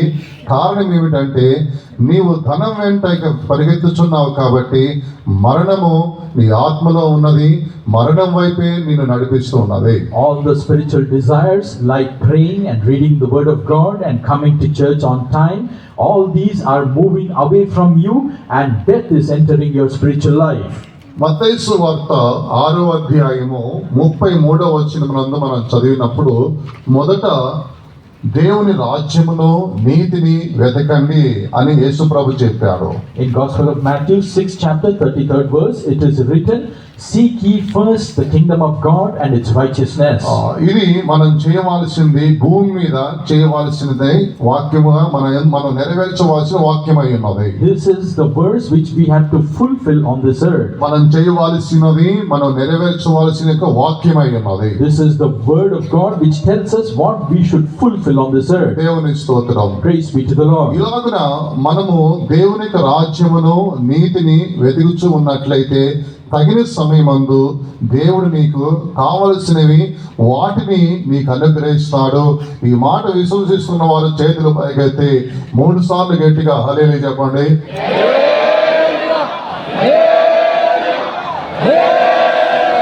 దేవునికి స్తోత్రం. Praise be to God. మొదటి తిమోతి పత్రిక 6వ అధ్యాయం 10వ వచనమునందు ధనాపేక్ష సమస్తమునకు కీడుకు మూలము అని మనం చూస్తున్నాం. 1 Timothy 6వ అధ్యాయము 10వ వచనము. chapter 10th verse, we read that ధనాపేక్ష సమస్తమునకు సమస్త కీడులకు మూలమై ఉన్నదని లేఖనం బోధిస్తుంది. the scripture says that the root cause of all evil in this world is covetousness. మనము ఎలీషా గురించి తర్వాత గెహజీ గురించి మనం చదివినప్పుడు When we read about Elisha and Gehazi, ఇక్కడ గెహజీ తాను పరిగెత్తి ఉన్నాడు, వస్త్రం వైపు పరిగెత్తి ఉన్నాడు, వెండి వైపు పరిగెత్తి ఉన్నాడు, బంగారం వైపు పరిగెత్తి ఉన్నాడు, ధనం వైపు పరిగెత్తి ఉన్నాడు. we see Gehazi ran after garments, silver, gold and money. అలాగన పరిగెత్తి వాటిని సంపాదించుకొని ఆయన కుష్ఠమును కూడా తెచ్చుకున్నట్లుగా మనం చూస్తున్నాం. We read that when he was in the process of earning this, he also got himself leprosy. రెండవ రాజుల గ్రంథము 5వ అధ్యాయము 26వ వచనము 27వ వచనములో ఈ లేఖనాలు రాయబడి ఉన్నది. 2 Kings 5th chapter 26 and 27 verses we read. ఇలాగున తాను ధనం వెంట, వస్త్రం వెంట పరిగెత్తుకుంటూ వెళ్ళాడు. అలా వెళ్ళడం బట్టి ఆయన కుష్ఠం అనేది వచ్చినది. కుష్ఠము అని చెప్పినప్పుడు మరణమై ఉన్నది. మరణము అతనిలోనికి ప్రవేశించి ఉన్నది. Because he ran after all these things, we see leprosy came to him, and leprosy here typifies death. ఎలీషాతో ఉన్నప్పటికైనా సరే ఎలీషా యొక్క మనసు లేని వాడిగా కనబడుతున్నాడు. Even though he was staying with Elisha, but he did not have the mind of Elisha. Elisha యొక్క ఇంటిలో ఉన్నప్పటికైనా సరే Elisha యొక్క మనసు లేని వాడిగా కనబడుతున్నాడు. Even though he was dwelling in the house of Elisha, he did not have the mind of Elisha. కాబట్టి ధనం మీద ఒక ఆశ కలిగి ధనం వెంట నువ్వు పరిగెత్తకూడదు. Therefore, you should not be covetous and run after money. లోకమంతా కూడా ధనం వెంట పరిగెత్తుచునే ఉన్నది. The entire world is running after money. ఏ నరుణ్ణి చూసినప్పటికైనా ధనం వెంట పరిగెత్తుచునే ఉన్నాడు. No matter which man you look at, he is running after money. కారణం ఏమిటంటే వారి యొక్క ఆత్మలోనికి మరణం ప్రవేశించింది కాబట్టి వారు ఎప్పుడు చూసినా సరే ధనమును సంపాదించాలి, ఇల్లును సంపాదించాలి, స్థలము సంపాదించాలని ఇలాగున వారి యొక్క మనస్సు అంతా కూడా ధనం మీద ఆశతోనే వారు కనబడి ధనం వెంట ప్రపంచమంతా కూడా పరిగెత్తుచునే ఉన్నది. The reason they are seen like that is because death has entered into them, and death has entered into all the people of this world who are pursuing after homes, cars and lands. వారు ఎంతగా పరిగెత్తుచున్నారో, ఎంత వేగముగా పరిగెత్తుచున్నారో అంత వేగముగా వారు పరిగెత్తనిమ్ము, కానీ నీవు మాత్రము నీ దేవుని వెంట నీవు పరిగెత్తుచూ ఉండాలి. Let the worldly people run as fast as they can, but you should not follow them, but you should follow after the things of God. విశాలమైన మార్గము, ఇరుకు మార్గము, రెండు మార్గాల గురించి లేఖనాలు మనకు బోధిస్తున్నాయి. The scripture tells us about two ways, one the broad way and the విశాలమైన narrow way. మార్గంలో ఇలాగా ధనం వెంట పరిగెత్తేవారు అనేకులు ఉన్నారు. వారిలో క్రైస్తవులు కూడా కనబడుతున్నారు. కానీ నీవు మాత్రము ఒక ఎలీషా వలె ఉన్న స్థలములోనే ఉండి నీ దేవునికి ఆరాధన చేయము, ఉన్న స్థలములను ఉండి నీ కలిగిన దాంట్లో నువ్వు తృప్తిగా ఉండుము, ఉన్న స్థలములను ఉండి నీకు ఇచ్చిన దాన్ని తిని నీ దేవుడిని యెహోవాను సేవించుము. ఆయన నీ కొరకు ఒక రాజ్యమునే సిద్ధపరుస్తున్నాడు. అది విడిచిపెట్టి అల్పమైన దాని కొరకు నువ్వు పరిగెత్తుకుంటూ నువ్వు వెలుచున్నట్లయితే మనకంటే దౌర్భాగ్యుడు, బుద్ధిహీనుడు ఈ భూమి మీద ఎవడు కూడా లేడు. పరిగెత్తే వారందరూ కూడా ఏదైతే పరిగెత్తి వారు సమకూర్చుకుంటున్నారో అవన్నీ కూడా 1000 ఏండ్ల పరిపాలనలో మన కొరకే వాటిని సిద్ధపరుస్తున్నాడు. ఈ మాట విశ్వసిస్తున్న వారు చేతులు పైకెత్తి గట్టిగా ఒకసారి హల్లెలూయా చెప్పండి. దేవునికి స్తోత్రం. Praise be to God. అలా వారు పరిగెత్తడానికి కారణం ఏమిటి అంటే ఒకటే కారణము, వారి యొక్క ఆత్మలో మరణం ఉంది కాబట్టి వారు ధనం వెంట వారు పరిగెత్తుచునే ఉన్నారు. If people are coveting and running after wealth, there is only one reason, because death has entered their spiritual నీవు life. క్రీస్తును ధరించావు కాబట్టి నీవు గెహజీలాగా ఉండవద్దు, ధనం వెంట పరిగెత్తవద్దు. ఎలీషా వలె ఉన్న స్థలములను ఉండు, అవి నిన్ను వెంబడిస్తాయి. Because you have put on Christ, do not be like Gehazi, but be like Elisha, who is content with everything, and God will supply all his ఇక ధన needs. ఆశ అనేది ఎప్పుడైతే మనలోనికి వస్తుందో, దాని వెంట ఎప్పుడైతే మనం పరిగెత్తుకుంటూ వెళ్తామో అప్పుడే మన ఆత్మలోనికి కూడా మరణం ప్రవేశించను. Whenever love of money comes into us and we are running after that, the spiritual death will enter us. దేవుని యొక్క నామముకు మహిమ కలుగును గాక. Glory be to the name of the Lord. తరువాత ఐదవదిగా మన యొక్క ఆత్మలోనికి ప్రవేశించే ఆ యొక్క మరణం ప్రవేశించడానికి కారణము ఐదవదిగా మనం చూసినప్పుడు అది సామెతల గ్రంథములో మనం చూస్తున్నాం. The fifth reason death will enter our spiritual life, we read in Proverbs. సామెతల గ్రంథము 15వ అధ్యాయం 10వ వచనమును మనం చదివినట్లయితే ఇక్కడ ఆత్మలోనికి మరణం ప్రవేశించే కారణము ఐదవదిగా మనం చూస్తున్నాం. The fifth reason death will enter our spiritual life, we read in Proverbs 5:10. Correction is grievous unto him that forsaketh the way, and he that hateth reproof shall die. మార్గము విడిచిన వానికి కఠిన శిక్ష కలుగును, గద్దింపును ద్వేషించేవారు మరణము నొందుదురు. ఇక్కడ ఐదవదిగా మన ఆత్మలోనికి మరణం ప్రవేశించే కారణము ఇక్కడ గద్దింపును లోబడకపోతే ఆత్మలోనికి మరణం ప్రవేశిస్తుందని ఈ లేఖనం బోధిస్తున్నది. In the scriptures we read the fifth reason death will come into our spiritual life is to the one who hateth reproof. దేవుని స్తోత్రం. Praise be to the Lord. గద్దింపు అనేది మనం అసహించుకోకూడదు. We should not despise rebukes. ఒక సందర్భములలో సేవకులు మనల్ని గద్దిస్తారు. Sometimes the servants of God will rebuke us, తల్లిదండ్రులైన వారు యవనస్తులకు మిమ్మల్ని మీ తల్లిదండ్రులు గద్దిస్తూ ఉంటారు. and the youth will be rebuked by their parents. అలాగే మీ పిల్లల్ని కూడా తల్లిదండ్రులు గద్దిస్తూ ఉంటారు. The parents will be rebuking the children, ఇక గద్దింపును ఎవరు కూడా తృణీకరించకూడదు. but none should hate that rebuke. గద్దింపును ఎప్పుడైతే మనము తృణీకరిస్తామో అప్పుడే మీ ఆత్మలోనికి మరణం ప్రవేశిస్తుంది. When you despise rebukes, then death will enter your spiritual life. సామెతల గ్రంథము 5వ అధ్యాయము 23వ వచనాన్ని మనం చదివినట్లయితే When we read Proverbs 5:23, శిక్ష లేకయే అటివాడు నాశనమగుతాడని లేఖనం బోధిస్తుంది. the scripture says that he shall die without instruction. చూడండి వాక్యం అది. శిక్ష లేక లేకయే అట్టివాడు నాశనమగును. శిక్ష లేకయే అట్టివాడు నాశనమగును అని ఈ లేఖనం మనకు తెల్లతేటగా బోధిస్తుంది. The scripture is clearly telling us that without instruction a person will die. గద్దింపు లేకపోతే నీవు నాశనమగుతావు. If you do not have humility, you will be destroyed. ఈ మాట విశ్వసిస్తున్న వారి చేతుల పైకి ఒకసారి హల్లెలూయా చెప్పండి. అందరం కూడా ఈ మాట అనేది నమ్మశక్యమైనది. This word is true, we should all believe it. శిక్ష లేకపోతే వాడు నాశనమగుతాడనేది ఈ జ్ఞాని బోధిస్తున్నాడు. This wise person is telling us without instruction a person will die. అవును, శిక్ష లేకపోయినట్లయితే మనము నాశనమైపోతాము. True, without instruction we shall all perish. కాబట్టి ప్రతి ఒక్కొక్కరు కూడా శిక్ష ఏదైతే ఉన్నదో అది ఆశీర్వాదకరంగానే మనం తీసుకోవాలి. గద్దింపు ఆశీర్వాదకరంగానే తీసుకోవాలి, కానీ ఆ గద్దింపును మనము చేదుగా మనం తీసుకోకూడదు, అది తీపిగా మనం తీసుకోవాలి. We should therefore take all instruction and rebuke sweetly and without any bitterness or hatred. 141వ కీర్తన 5వ వచనమునందు గద్దింపు అభిషేకాన్ని ఇస్తుంది అని ఇక్కడ ఈ భక్తుడు చెబుతూ ఉన్నాడు. In Psalms 141 we read that a rebuke is like an anointing to the psalmist. నీతిమంతులు నన్ను గద్దించుట తైలాభిషేకము అని తైలాభిషేకముగా భావిస్తూ ఉన్నాడు. He is experiencing it as an anointing when he is rebuked. దేవుని స్తోత్రం. Praise be to the Lord. అలాగనే యవనస్తులైన వారు మీరు ముఖ్యంగా గమనించండి, మీ తల్లిదండ్రులు గద్దించినప్పుడు మీ యొక్క ముఖాన్ని అది అలాగా మీరు చిన్నబుచ్చుకోకుండా వారి గద్దింపును మీరు లోబడాలి, ఎదిరించకూడదు.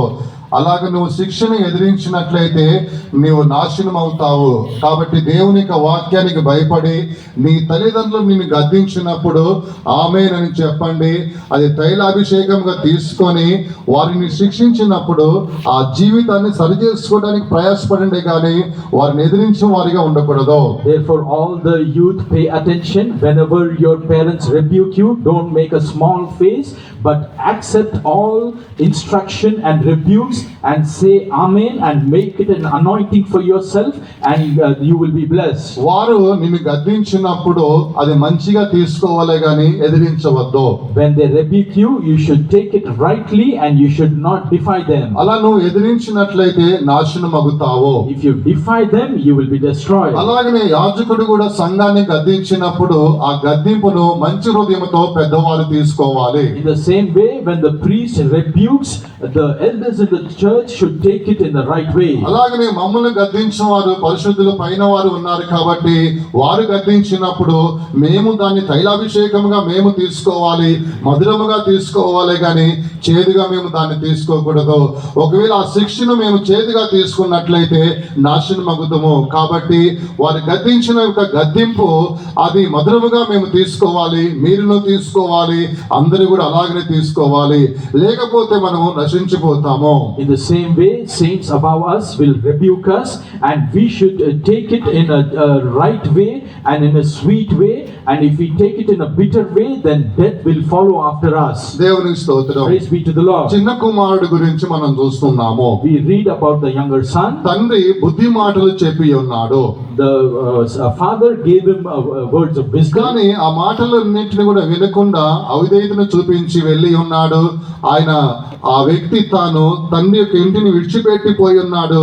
అలాగనే అనేక మంది గద్దింపును విని దానికి లోపడకుండా తల్లిదండ్రులను విడిచిపెట్టిపోవడము, తల్లిదండ్రులతో మాట్లాడకుండా పోవడము, సేవకులతో మాట్లాడకుండా పోవడము, మందిరాన్ని విడిచిపెట్టిపోవడము, ఇలాగా చిన్న కుమారుడు వలె అనేక మంది క్రైస్తవులు అలా నడుచుకుంటూనే ఉన్నారు. Just like the young prodigal son, even though his father instructed him, he disobeyed him and went his own way. In the same way, many youth are disobedient to their parents and the servants of God, and they are leaving and they are not talking to their నీకు parents. అనుకూలమైన స్థలములో వేరే స్థలములకు నువ్వు పోయినట్లయితే అక్కడ కూడా నిన్ను గద్దిస్తారు. అప్పుడు నువ్వు ఏ స్థలానికి పోతావో, Even if you escape from here to some other place, there also they will rebuke you. Then where will you go?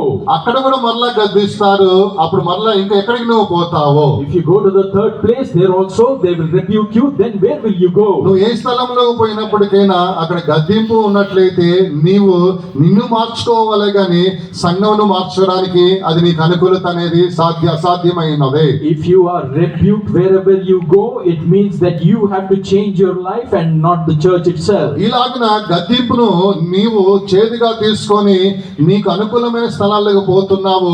అక్కడ గద్దించినప్పుడు అక్కడ విడిచిపెట్టి ఇలాగ నువ్వు తిరుగుతూనే ఉన్నావు. ఇలా తిరుగుతూనే ఉండడానికి కారణం ఏమిటంటే నీ ఆత్మలోనికి మరణం ప్రవేశించింది కాబట్టి గద్దింపు నీకు చేదుగా కనబడుతుంది. కాబట్టి మారవలసింది నీవే గాని సంఘము కాదు. It is not the church that has to change, but you have to change, and you, because you have taken all the rebukes in a bitter way, you are going about everywhere being rebuked. కాబట్టి గద్దింపు అనేది అది నువ్వు ఆశీర్వాదకరంగా తీసుకోవాలే గాని మధురంగా తీసుకోవాలే గాని చేదుగా దాన్ని నువ్వు తీసుకోవద్దు. Therefore you should always accept rebuke in a sweet blessing, as a sweet blessing, and not bitterly. శిక్ష లేకయే వారు నశించిపోతారు. Without punishment people will perish. ఎవరికైతే శిక్ష లేదో అటివాడు నాశనం అగుతాడు. Those who don't have punishment, they will go for destruction. కాబట్టి శిక్ష అనేది ఏదైతే మనకు ఉంటుందో, ఎవరైతే మనం గద్దిస్తున్నారో అలాంటప్పుడు మంచి హృదయంతో మనము ఆహ్వానించాలి.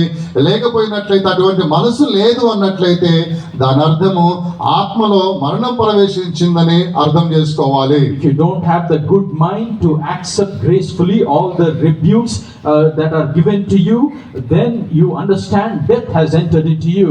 సామెతల గ్రంథంలో మరొక కార్యాన్ని మనం చూస్తున్నాం. In the Proverbs we read one more thing. ఇలా ఎవరైతే గద్దింపును అసహించుకుంటారో ఆపద వచ్చినప్పుడు దేవుడు జోక్యం చేసుకుంటున్నారు. ఆపద వచ్చినప్పుడు దేవుడు వారికి ఎటువంటి సహాయం చేయకుండా నవ్వుతూ ఉన్నట్లుగా ఆ లేఖనాలు మనకు బోధిస్తున్నాయి. The verses tell us that if a person is not accepting the instruction and is not obedient, and when evil comes upon that person, God will remain far from that person and laugh at him. సామెతల గ్రంథము 1వ అధ్యాయము 25 నుంచి 26 వాక్యాలలో ఈ కార్యాన్ని చదువుతున్నాం. Proverbs 1st chapter 25 and 26 verses we read. అపాయం వచ్చినప్పుడు దేవుడైన యెహోవా నవ్వుచూ ఉన్నాడు. When you are undergoing danger, God will be laughing at నీ you. విషయంలో ఆయన జోక్యం చేసుకోకుండా ఇక్కడ ఆయన ప్రత్యేకంగా ఉండి నిన్ను చూచి ఆయన నవ్వడానికి కారణం ఏమిటంటే గద్దింపును నీవు అంగీకరించలేదు కాబట్టి ఆపద దినం వచ్చినప్పుడు ఆయన నీకు సహాయం చేయలేకుండా ఆయన ప్రత్యేకంగా కనబడుతున్నాడు. The reason God is laughing and mocking at this person is because he did not heed to the rebukes and the instructions that were given to him. కాబట్టి గద్దింపును అసహించుకున్నట్లయితే నీ ఆత్మలోనికి మరణం ప్రవేశిస్తుంది. If you despise rebuke, then death will enter your spiritual life. దేవునికి స్తోత్రం. Praise be to the Lord. చివరిగా ఈ ఒక కార్యాన్ని చెప్పి ముగిస్తాను. The last thing I will mention and finish. ఆరవదిగా మన ఆత్మలోనికి మరణము కలుగు చేయబడడానికి అనగా మరణం ప్రవేశించడానికి ఆరవ కారణము ఏమిటని మనం చూసినప్పుడు అది లూకా సువార్తలో మనం చదువుతున్నాం. If we search what is the sixth thing that will bring death to our spiritual life, we can read that in the epistle of Luke. 10వ అధ్యాయము 30వ వచనములో యెరూషలేమును దిగి ఆ వ్యక్తి వస్తున్నాడు కాబట్టి దొంగల చేత కొట్టబడి కొన ప్రాణాలతో ఆ వ్యక్తిని విడిచిపెట్టిపోయినట్లుగా ఈ లేఖనాల్లో రాయబడి ఉన్నది. In Gospel of Luke, 6th chapter, we read about a person who has left Jerusalem and is coming down towards Jericho. 10వ అధ్యాయము లూకా సువార్త 10వ అధ్యాయము 30వ వచనములో ఈ కార్యాలు మనం చదువుతున్నాం. In 10th chapter, 30th verse, we read this. యెరూషలేము నుండి ఆ వ్యక్తి దిగి ఉన్నాడు. He got down from Jerusalem. యెరూషలేము నుండి దిగడమే ఆత్మలోనికి మరణం ప్రవేశించి ఉన్నది. To come down from Jerusalem means that death has entered your spiritual అయితే life. ఈ వ్యక్తి యెరూషలేము నుండి దిగకూడదు. యెరూషలేములోనే ఉంటే ఆయనలోనికి మరణం ప్రవేశించదు. This person is not supposed to come down from Jerusalem. if he remains in Jerusalem, that death will not enter him. ఆయన యెరూషలేము నుండి దిగి, అంటే యెరూషలేమును ఆయన దిగి ఉన్నాడు. యెరూషలేములో నుండి కిందకు దిగి ఉండమే అదే మరణం అనేది అతనిలోనికి ప్రవేశించడానికి కారణమై ఉన్నది. The reason that he got down from Jerusalem is because death entered into his spiritual life. కాబట్టి ఈ వ్యక్తి యెరూషలేములో నుండి ఆయన దిగకూడదు. He should not come down from Jerusalem. దేవుని స్తోత్రం. Praise be to the Lord. యెరూషలేములోనే ఆ వ్యక్తి స్థిరంగా ఉండాలి. He should always be established in Jerusalem. యెరూషలేములో ఆయన ఉండకుండా యెరూషలేమును ఆయన విడిచిపెట్టాడు కాబట్టి ఆయనలోనికి మరణం అనేది ప్రవేశించి ఉన్నది. Because he was not established in Jerusalem and he went down from it, death came into him. యెరూషలేములో నుండి దిగడము అని చెప్పినప్పుడు యెరూషలేము అనేది అది 7 కార్యాలను బయలుపరుస్తుంది. To come down from Jerusalem, this Jerusalem shows 7 things. అవి నేను వర్ణించును వాక్యాధారణతో మీకు తెలియపరుస్తాను. I will let you know through the verse reference. I will not detail about it. జకర్యా గ్రంథము 8వ అధ్యాయము 3వ వచనము అని మనం చదివినప్పుడు సత్యనగరము అని మనం చూస్తున్నాం. In Zechariah 8th chapter 3rd verse, it is written as the city of truth. సత్యనగరము, City of truth. అంటే ఇక్కడ సత్యము ఉపదేశము అనేది ఈ పట్టణములో కనబడుచున్నది. Which means this city has the true doctrines. రెండవది మత్తయి సువార్త 5వ అధ్యాయము 35వ వచనమునందు మనం చదివినప్పుడు మహారాజు నగరం అని చదువుతున్నాం. And Gospel of Matthew 5th chapter 15th verse we read, it is the city of a great king. 5వ అధ్యాయము 35వ వచనమునందు మహారాజు పట్టణం అని చదువుతున్నాం. 5th chapter 35th verse, it is written city of the great king. తర్వాత మూడవదిగా ప్రకటన గ్రంథము 21వ అధ్యాయము 2వ వచనమునందు మనం చదివినప్పుడు ఇక్కడ పరిశుద్ధ పట్టణం అని చదువుతున్నాం. In Revelation 21st chapter 2nd verse, it is written the holy city. నాలుగవదిగా యెషయా గ్రంథము 1వ అధ్యాయము 26వ వచనమునందు మనం చదివినప్పుడు ఇది నీతిగల పట్టణం అని చదువుతున్నాం. In Isaiah 1:26 we read, it is a righteous city. ఐదవదిగా యెషయా గ్రంథము 1వ అధ్యాయము 26వ వచనమునందు మనం చూసినప్పుడు నమ్మకమైన నగరం అని మనం చదువుతున్నాం. And in the same first chapter 26 verse we read, it is a faithful city. ఆరవదిగా ఇర్మీయా గ్రంథము 3వ అధ్యాయం 17వ వచనమునందు దేవుని సింహాసనం అని మనం చదువుతున్నాం. And Jeremiah 3:17 we read that city is the throne of God. ఏడవదిగా జెరు అని చెప్పినప్పుడు పట్టణమును బయలుపరుస్తుంది. జెరు అంటే పట్టణము, షాలేం అంటే సమాధానమై ఉన్నది. And lastly, Jeru shows city and Shalom says peace. దేవుని స్తోత్రం. Praise be to the Lord. ఈ వ్యక్తి యెరూషలేములో నుండి దిగడము అని చెప్పినప్పుడు సత్యమును విడిచిపెట్టడమై ఉన్నది. When this person is coming down from Jerusalem, it means he left truth. రెండవదిగా మహారాజు పట్టణము అన్నప్పుడు దేవుని యొక్క రాజ్యమును, అంటే భూమి మీద దేవుని రాజ్యము అన్నప్పుడు మహారాజు పట్టణము అనేది రెండవ కోణము, మొట్టమొదటి కోణములో సంఘమై ఉన్నది, రెండవ కోణములో రాజ్యమై ఉన్నది. This city of the great king shows, first of all, it is a kingdom of God, and secondly, it is the church and he was coming out of it. ఇక్కడ మహారాజు నగరము అని చెప్పినప్పుడు అది సంఘాన్ని బయలుపరుస్తుంది. The city of the great king shows our church. తర్వాత 21వ అధ్యాయము 2వ వచనం ప్రకటన గ్రంథంలో పరిశుద్ధ పట్టణము అని చెప్పినప్పుడు ఇది పరిశుద్ధ జీవితాన్ని బయలుపరుస్తున్నది. Revelation 21:2 says it is a holy city which shows holiness. సత్యాన్ని ఆ వ్యక్తి విడిచిపెట్టి ఉన్నాడు. That person first of all left truth. సంఘంను ఆ వ్యక్తి విడిచిపెట్టి ఉన్నాడు. Secondly, he left the church. మూడవదిగా పరిశుద్ధ జీవితాన్ని విడిచిపెట్టి ఉన్నాడు. Thirdly, he left his holy life. నాలుగవదిగా నీతిగల పట్టణం అన్నప్పుడు నీతిని విడిచిపెట్టాడు. And fourthly, it is a righteous city which shows he left righteousness. ఐదవదిగా నమ్మకమైన నగరము అని చెప్పినప్పుడు నమ్మకాన్ని విడిచిపెట్టాడు. Fifthly, it is written as a faithful city, which means he left his faithfulness. ఆరవదిగా దేవుని సింహాసనం అంటే పరలోక రాజ్యము, ఆ యొక్క నిరీక్షణను విడిచిపెట్టాడు.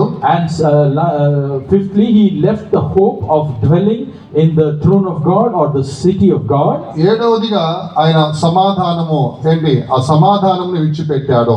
And seventhly, he lost that peace. ఇలాగున ఆ వ్యక్తి వీటన్నిటిని కూడా విడిచిపెట్టడమే యెరూషలేమును విడిచిపెట్టిన దానితో సమానమై ఉన్నది. In the same way, a person, if he leaves all this, it shows that he has left the city.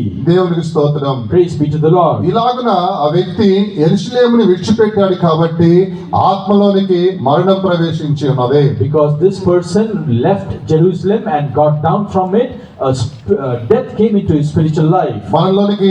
మన ఆత్మలోనికి ఆ మరణం ప్రవేశించకూడదు. This death should not enter our spiritual life. సత్యమును మనం గట్టిగా పట్టుకోవాలి, సత్యాన్ని మనం విడిచిపెట్టవద్దు. We should catch hold of truth firmly and we should never leave it. భూమి మీద సంఘము ఉపదేశముతో మనకు కట్టబడిన ఒక సంఘమై ఉన్నది కాబట్టి సంఘాన్ని విడిచిపెట్టకూడదు. On this earth, the church is built on the true doctrines. That is why we should not leave the church. పరిశుద్ధ జీవితాన్ని నువ్వు విడిచిపెట్టవద్దు. We should not leave our holy life. నీతి గల జీవితాన్ని విడిచిపెట్టవద్దు. We should not leave our righteous life. నీవు నమ్మకాన్ని విడిచిపెట్టవద్దు. You should not leave your faithfulness. దేవుని యొక్క రాజ్యం విషయమై నిరీక్షణను విడిచిపెట్టవద్దు. You should not leave the hope regarding the kingdom of God. సమాధానమును నువ్వు విడిచిపెట్టవద్దు. You should not leave hope. వీటిని మనం విడిచిపెట్టినట్లయితే ఆత్మలోనికి మరణం ప్రవేశిస్తుంది. If we leave all this, then death will enter our spiritual life. కాబట్టి మనము యెరూషలేములోనే ఉండాలి. Therefore, we should remain in యెరూషలేములో Jerusalem. మరణించేంత వరకు యెరూషలేములోనే ఉండాలి. Until our death, we should remain in Jerusalem. నువ్వు నీతిగా జీవించాలి. You should lead a righteous life. నమ్మకంగా జీవించాలి. You should lead a faithful life. సమాధానముగా జీవించాలి. You should live at peace. పరిశుద్ధంగా జీవించాలి. You should lead a holy life. ఉపదేశమును అంగీకరించాలి. You should accept the doctrine. దాని కొరకే నీ దేవుడు నిన్ను యెరూషలేమునకు తీసుకొని వచ్చి ఉన్నాడు. For that reason, God has brought you to Jerusalem. నిన్ను లోకముల నుంచి ఎందుకు దేవుడు ఎన్నుకొని ఏర్పరచుకొని ఆయన సంఘములోనికి ఎందుకు తీసుకొచ్చాడు, ఈ యెరూషలేములకు ఎందుకు తీసుకొచ్చాడంటే వీటిని అనుసరించడానికి ఆయన ఈ స్థలముకు తీసుకొని వచ్చి ఉన్నాడు. Why has God chosen you from this world and brought you to Jerusalem? It is because you have to keep all this in your life. కానీ ఈ స్థలములోకి వచ్చిన తర్వాత నీవు నీ నీతిని విడిచిపెడుతున్నావు.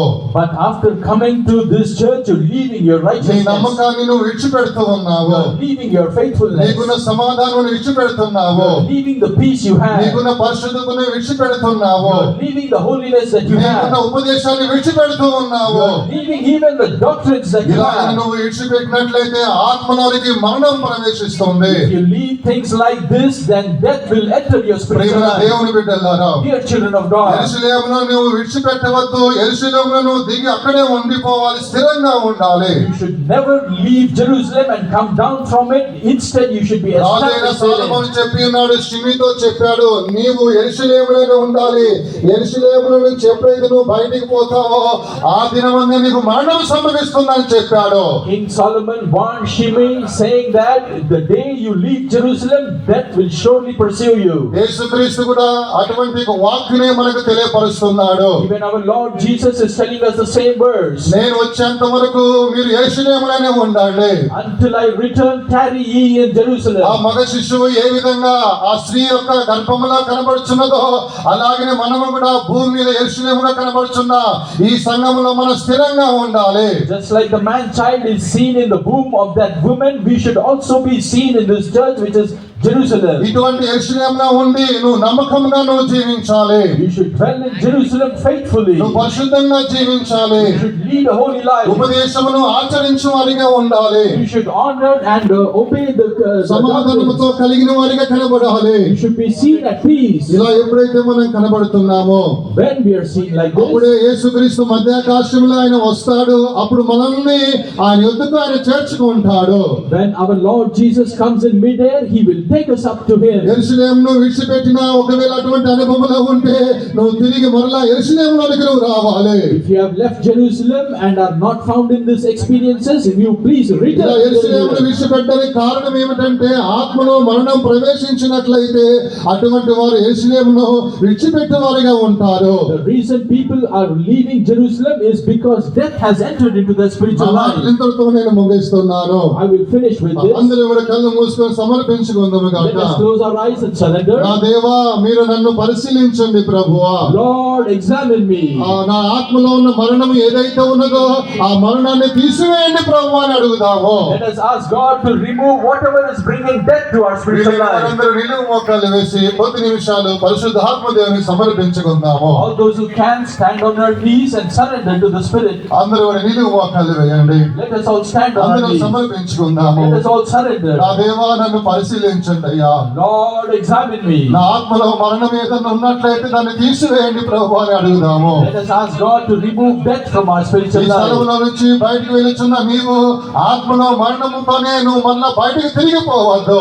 You, when you are leaving this church, do not return back with death in your ఆ spiritual life. మరణము తొలగిపోవాలి. That death should depart. దేవుడు మనకు అభిషేకమునిచ్చి ఉన్నాడు. God has given us an anointing. మనందరము దేవునికి పిల్లలమై ఉన్నాము. We are all the children of ఆమె God. ఎంతమంది ఇలాగా విశ్వసిస్తున్నారు? How many of you believe like నేను this? దేవునికి బిడ్డనై ఉన్నాను ఎంతమంది విశ్వసిస్తున్నారు? How many of you believe you are a child of God? ప్రభు నీకే సహాయం చేస్తాడు. God is helping నీ you. ఆత్మలో ఉన్న మరణాన్ని ఆయన దూరం చేస్తాడు.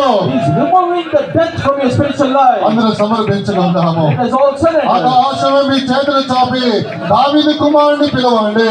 Lift up your hands to heaven and call out to the Son of David. లాజరులో ఉన్న మరణాన్ని తీసివేసి ఉన్నాడు.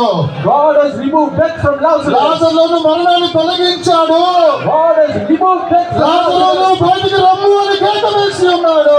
Our Lord Jesus said, Lazarus, come out. మరణము లాజరుని విడిచిపెట్టి పారిపోయి ఉన్నది. That time death left Lazarus and fled away. అదే రీతిగా నీలో ఉన్న మరణము పారిపోవును. In the same way, death will flee from you. లాజరు లేచి బయటికి రమ్ము అని చెప్పి దేవుడు ఆజ్ఞాపిస్తూ ఉన్నాడు. The same God who said, Lazarus, come out, He is commanding you. అందరూ ఆత్మతో ఏకీభవించుము గాక. Let us be united in the Spirit. పరిశుద్ధాత్మ దేవుడితో ఏకీభవించుము గాక. Let us be united with the Spirit of God. ఎవరైతే ఏకీభవిస్తున్నారో Those who are united, వారిలో ఉన్న మరణము పారిపోవచ్చున్నది. death and death is departing. సమర్పించుకుందాం. Let us surrender.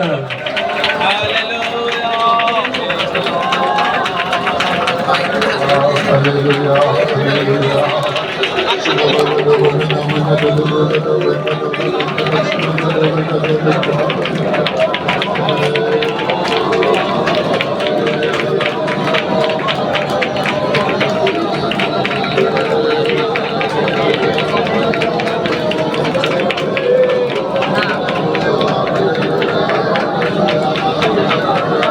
మౌనంగా ఉండవద్దు. Nobody should be silent. ఒక 3 నిమిషాల కూటాన్ని ముగిస్తున్నాము. 3 minutes we will finish the meeting. నీలో ఉన్న మరణం ఉంటే దాన్ని గద్దించాలి. Death is in you, rebuke it. పరిశుద్ధాత్మ దేవుడు నీకు సహాయం చేస్తూ ఉన్నాడు. Holy Spirit, God is helping you. ఆయన నీ పక్కన ఉండి నీ పక్షముగా పోరాడుతాడు. He is beside you and fighting on behalf of you. అందరూ ఆత్మలో గద్దించును గాక. Let us all rebuke in the Spirit.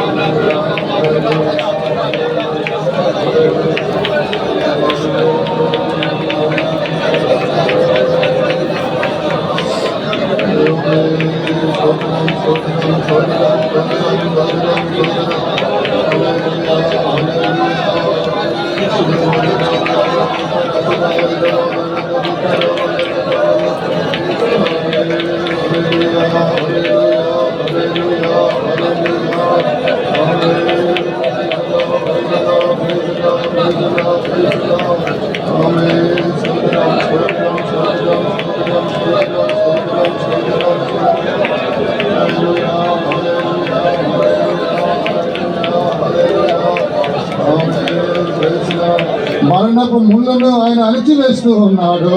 He is stamping out the thorn. నీలో ఉన్న మరణమనే ముళ్ళని ఆయన అణిచివేస్తూ ఉన్నాడు.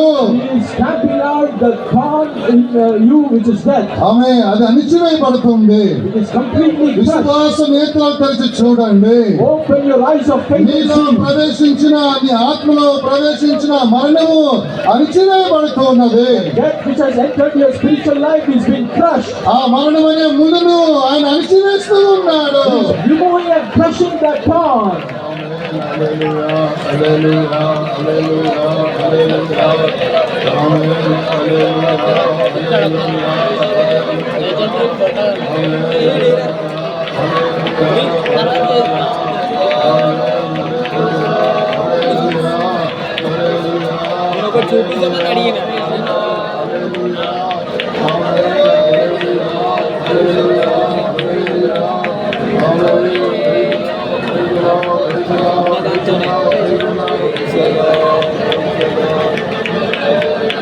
మరణపు ముళ్ళను అణిచివేసి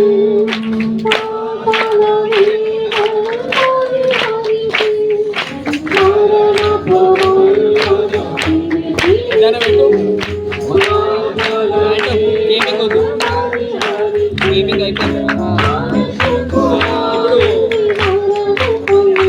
ఇప్పుడు కంట్రోల్ ఓపెన్ చేసి గేమింగ్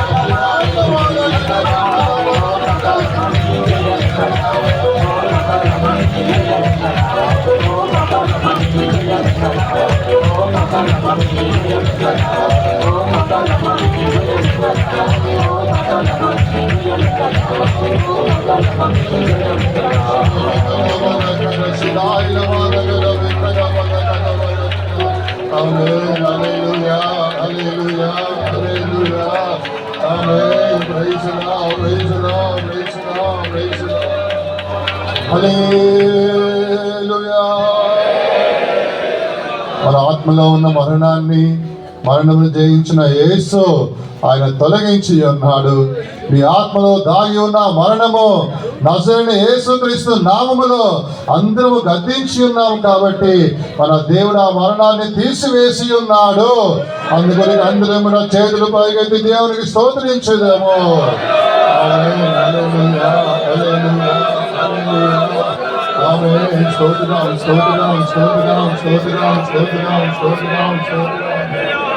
మనలో మరణాన్ని కలుగు చేసే 6 కార్యాలు ఏదైతే ఉన్నాయో వాటిని మనము దూరం చేసుకోవాలి. వాటిని మనము దగ్గరగా తీసుకోకూడదు. వాటిని గద్దించాలి. ప్రభు మనకు సహాయం చేయనట్లుగా స్తోత్రించుదాము.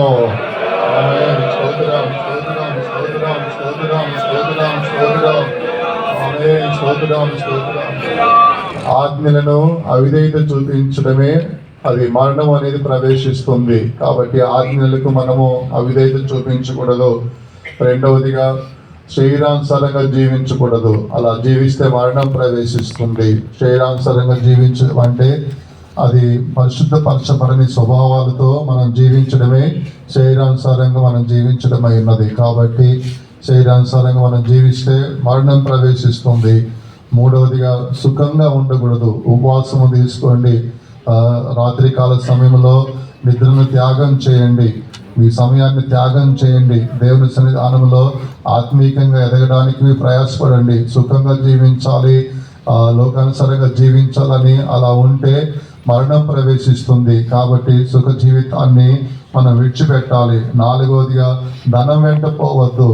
ఆశకు మించి మీ స్థితికి మించి లేనిపోయిన కార్యాలన్నీ కూడా తీసుకొని ధనం వెంట పరిగెత్తద్దు. ధనాన్ని ఆశించవద్దు. దాని ద్వారా మరణం అనేది ప్రవేశిస్తుంది. కాబట్టి మనము ఆశ అనే ధనం మీద ఉండొద్దు.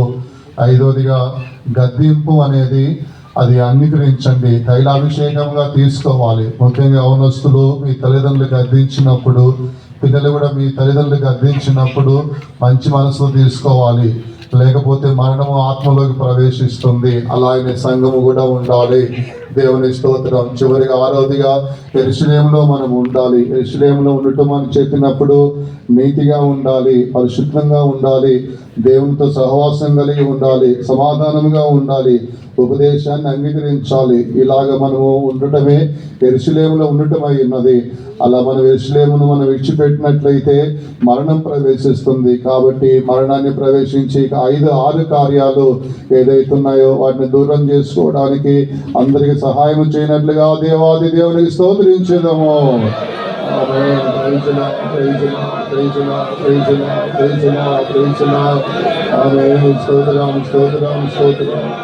తండ్రి కుమార పరిశుద్ధాత్మ దేవుని గురించి స్తోత్రించేదేమో. స్తోత్రం స్తోత్రం స్తోత్రం. సమస్త మహిమా దేవునికి చెల్లించి స్తోత్రించేదేమో. స్తోత్రం స్తోత్రం స్తోత్రం. ప్రభావి పరిశుద్ధ నామ స్తోత్రం. వారం యొక్క మొదటి రోజు మీ యొక్క సన్నిధానంలో కూడి ఆత్మతో సత్యంతో ఉన్న ఆరాధించడానికి ఇచ్చిన ధన్యత కొరకు స్తోత్రం. మా ఆరాధన అంతా కూడా ఆది నుంచి అంత వరకు మీరే భారం వేయించి నడిపించినందుకు స్తోత్రం. ఆటంకమంతా తొలగించి మీ సన్నిధానంలో తీసుకొచ్చిన ప్రతి ఒక్కరి కొరకు స్తోత్రం. మీ సన్నిధానంలో కూడి పాడి సంతోషించడానికి ఇచ్చిన కృప కొరకు స్తోత్రం. ప్రవచనం ద్వారా మాట్లాడినందుకే స్తోత్రం. ప్రభా లేఖన సాక్ష్యం నీటి కొరకు స్తోత్రం. మీ నామాన్ని మహిమపరచడానికి ఇచ్చిన కృప కొరకు స్తోత్రం. ప్రార్థన విజ్ఞాపన అంతా కూడా అంగీకరించుకోవడం మీరు సహాయం చేయమని వేడుకుంటున్నాం. సియోని యెరూషలేము నుంచి మీరు మాట్లాడిన వాక్కు కొరకు స్తోత్రం. సాదీ సంఘం గురించి ప్రభా చెప్పిన ప్రభా సాదీ సంఘము ప్రభా జీవించిన మరణించిన ఒక స్థితిలో కనిపిస్తుంది. మేము ప్రభా మా ఆత్మీయ జీవితంలో మేము శరీర ప్రకారం జీవించినప్పటికీ ఆత్మలో మరణించేవారిగా కనపడకుండా సహాయం చేయమని వేడుకుంటున్నాం ప్రభా. మరణం మాలో అవిధేయత వలన ప్రవేశించకుండా ప్రభా అవిధేయత స్వభావాన్ని తొలగించమని వేడుకుంటున్నాం ప్రభా. మేము శరీరానుసారం నడుచుకోకుండా ప్రభా పరిశుద్ధపరచబడని స్వభావాలు మాలో ఉండకుండా ప్రభా అది మరణం మాలో కలుగ చేయకుండా దాన్ని తొలగించుకోవడానికి మాకు సహాయం చేయమని వేడుకుంటున్నాం. సుఖభోగ జీవితాన్ని ప్రేమించకుండా ప్రభా మీ నిమిత్తం శ్రమ పడే ఒక అనుభవంలో కనిపించడానికి సహాయం చేయమని వేడుకుంటున్నాం. అయ్యా మేము మీ నిమిత్తం శ్రమపడి మేము ప్రభా ఈ యొక్క మరణాన్ని తొలగించుకోవటానికి మాకు సహాయం చేయమని వేడుకుంటున్నాం ప్రభా. శరీరాశ అంతా కూడా తొలగించుకోవటానికి విశేషమైన కృప ఇచ్చి నడిపించమని వేడుకుంటున్నాం ప్రభా. సుఖభోగ జీవితాన్ని తొలగించుకోవడానికి సహాయం చేయమని వేడుకుంటున్నాం ప్రభా. యెరూషలేములో నుంచి ఉండే అనుభవాన్ని కాపాడుకోవటానికి విశేషమైన కృప ఇచ్చి నడిపించమని వేడుకుంటున్నాం. సత్యాన్ని వదిలిపెట్టకుండా ప్రభా, ఉపదేశాన్ని వదిలిపెట్టకుండా, నీతిని వదిలిపెట్టకుండా, సమాధానాన్ని వదిలిపెట్టకుండా జీవించడానికి విశేషమైన కృప ఇచ్చి నడిపించమని వేడుకుంటున్నాం. శిక్షని ఎదిరించకుండా ప్రభా శిక్షని అంగీకరించుకొని జీవించడానికి విశేషమైన కృప ఇచ్చి నడిపించమని వేడుకుంటున్నాం ప్రభా. ధనాపేక్షాన్ని వదిలిపెట్టి మరణాన్ని తొలగించుకోవడానికి విశేషమైన కృప ఇచ్చి నడిపించమని వేడుకుంటున్నాం. ఈ విధంగా ప్రభావి మరణాన్ని జయించి వాడిన వాళ్ళుగా ఉండడానికి సహాయం చేయండి. మా కొరకు ప్రభా మీరు మరణాన్ని జయించిన మేము విశ్వసించి ప్రభా యొక్క శక్తి ద్వారా మేము మరణాన్ని జయించి జీవించడానికి విశేషమైన కృప ఇచ్చి నడిపించండి. వచ్చిన ప్రతి ఒక్కరిని మీరు ఆశీర్వదించండి కదా. వారి యొక్క అవసరతలన్నీ తీర్చండి, సమాధానం నెమ్మది సంతోషించి నడిపించండి. వ్యాధి బలంతలను తొలగించండి, సమస్యల నుంచి విడిపించి జయమిచ్చి నడిపించండి. లోకంలో ప్రభా గొప్ప సమాధాన నెమ్మది దయచేయండి. రజా యుద్ధాలన్నీ మానిపోతా సహాయం చేయమని వేడుకుంటున్నాం. మీరు అక్కడ కొరకు సిద్ధపరచండి. నాలుగు వేడుకుంటున్నాం తండ్రి. మన ప్రభువైన యేసుక్రీస్తు యొక్క కృపయు, తండ్రి యొక్క ప్రేమ, పరిశుద్ధాత్మ యొక్క సహవాసము మనకును పరిశుద్ధులకును ప్రభు రాకడ వరకు తోడే ఉండును గాక. 3 సార్లు హల్లెలూయా చెప్పండి.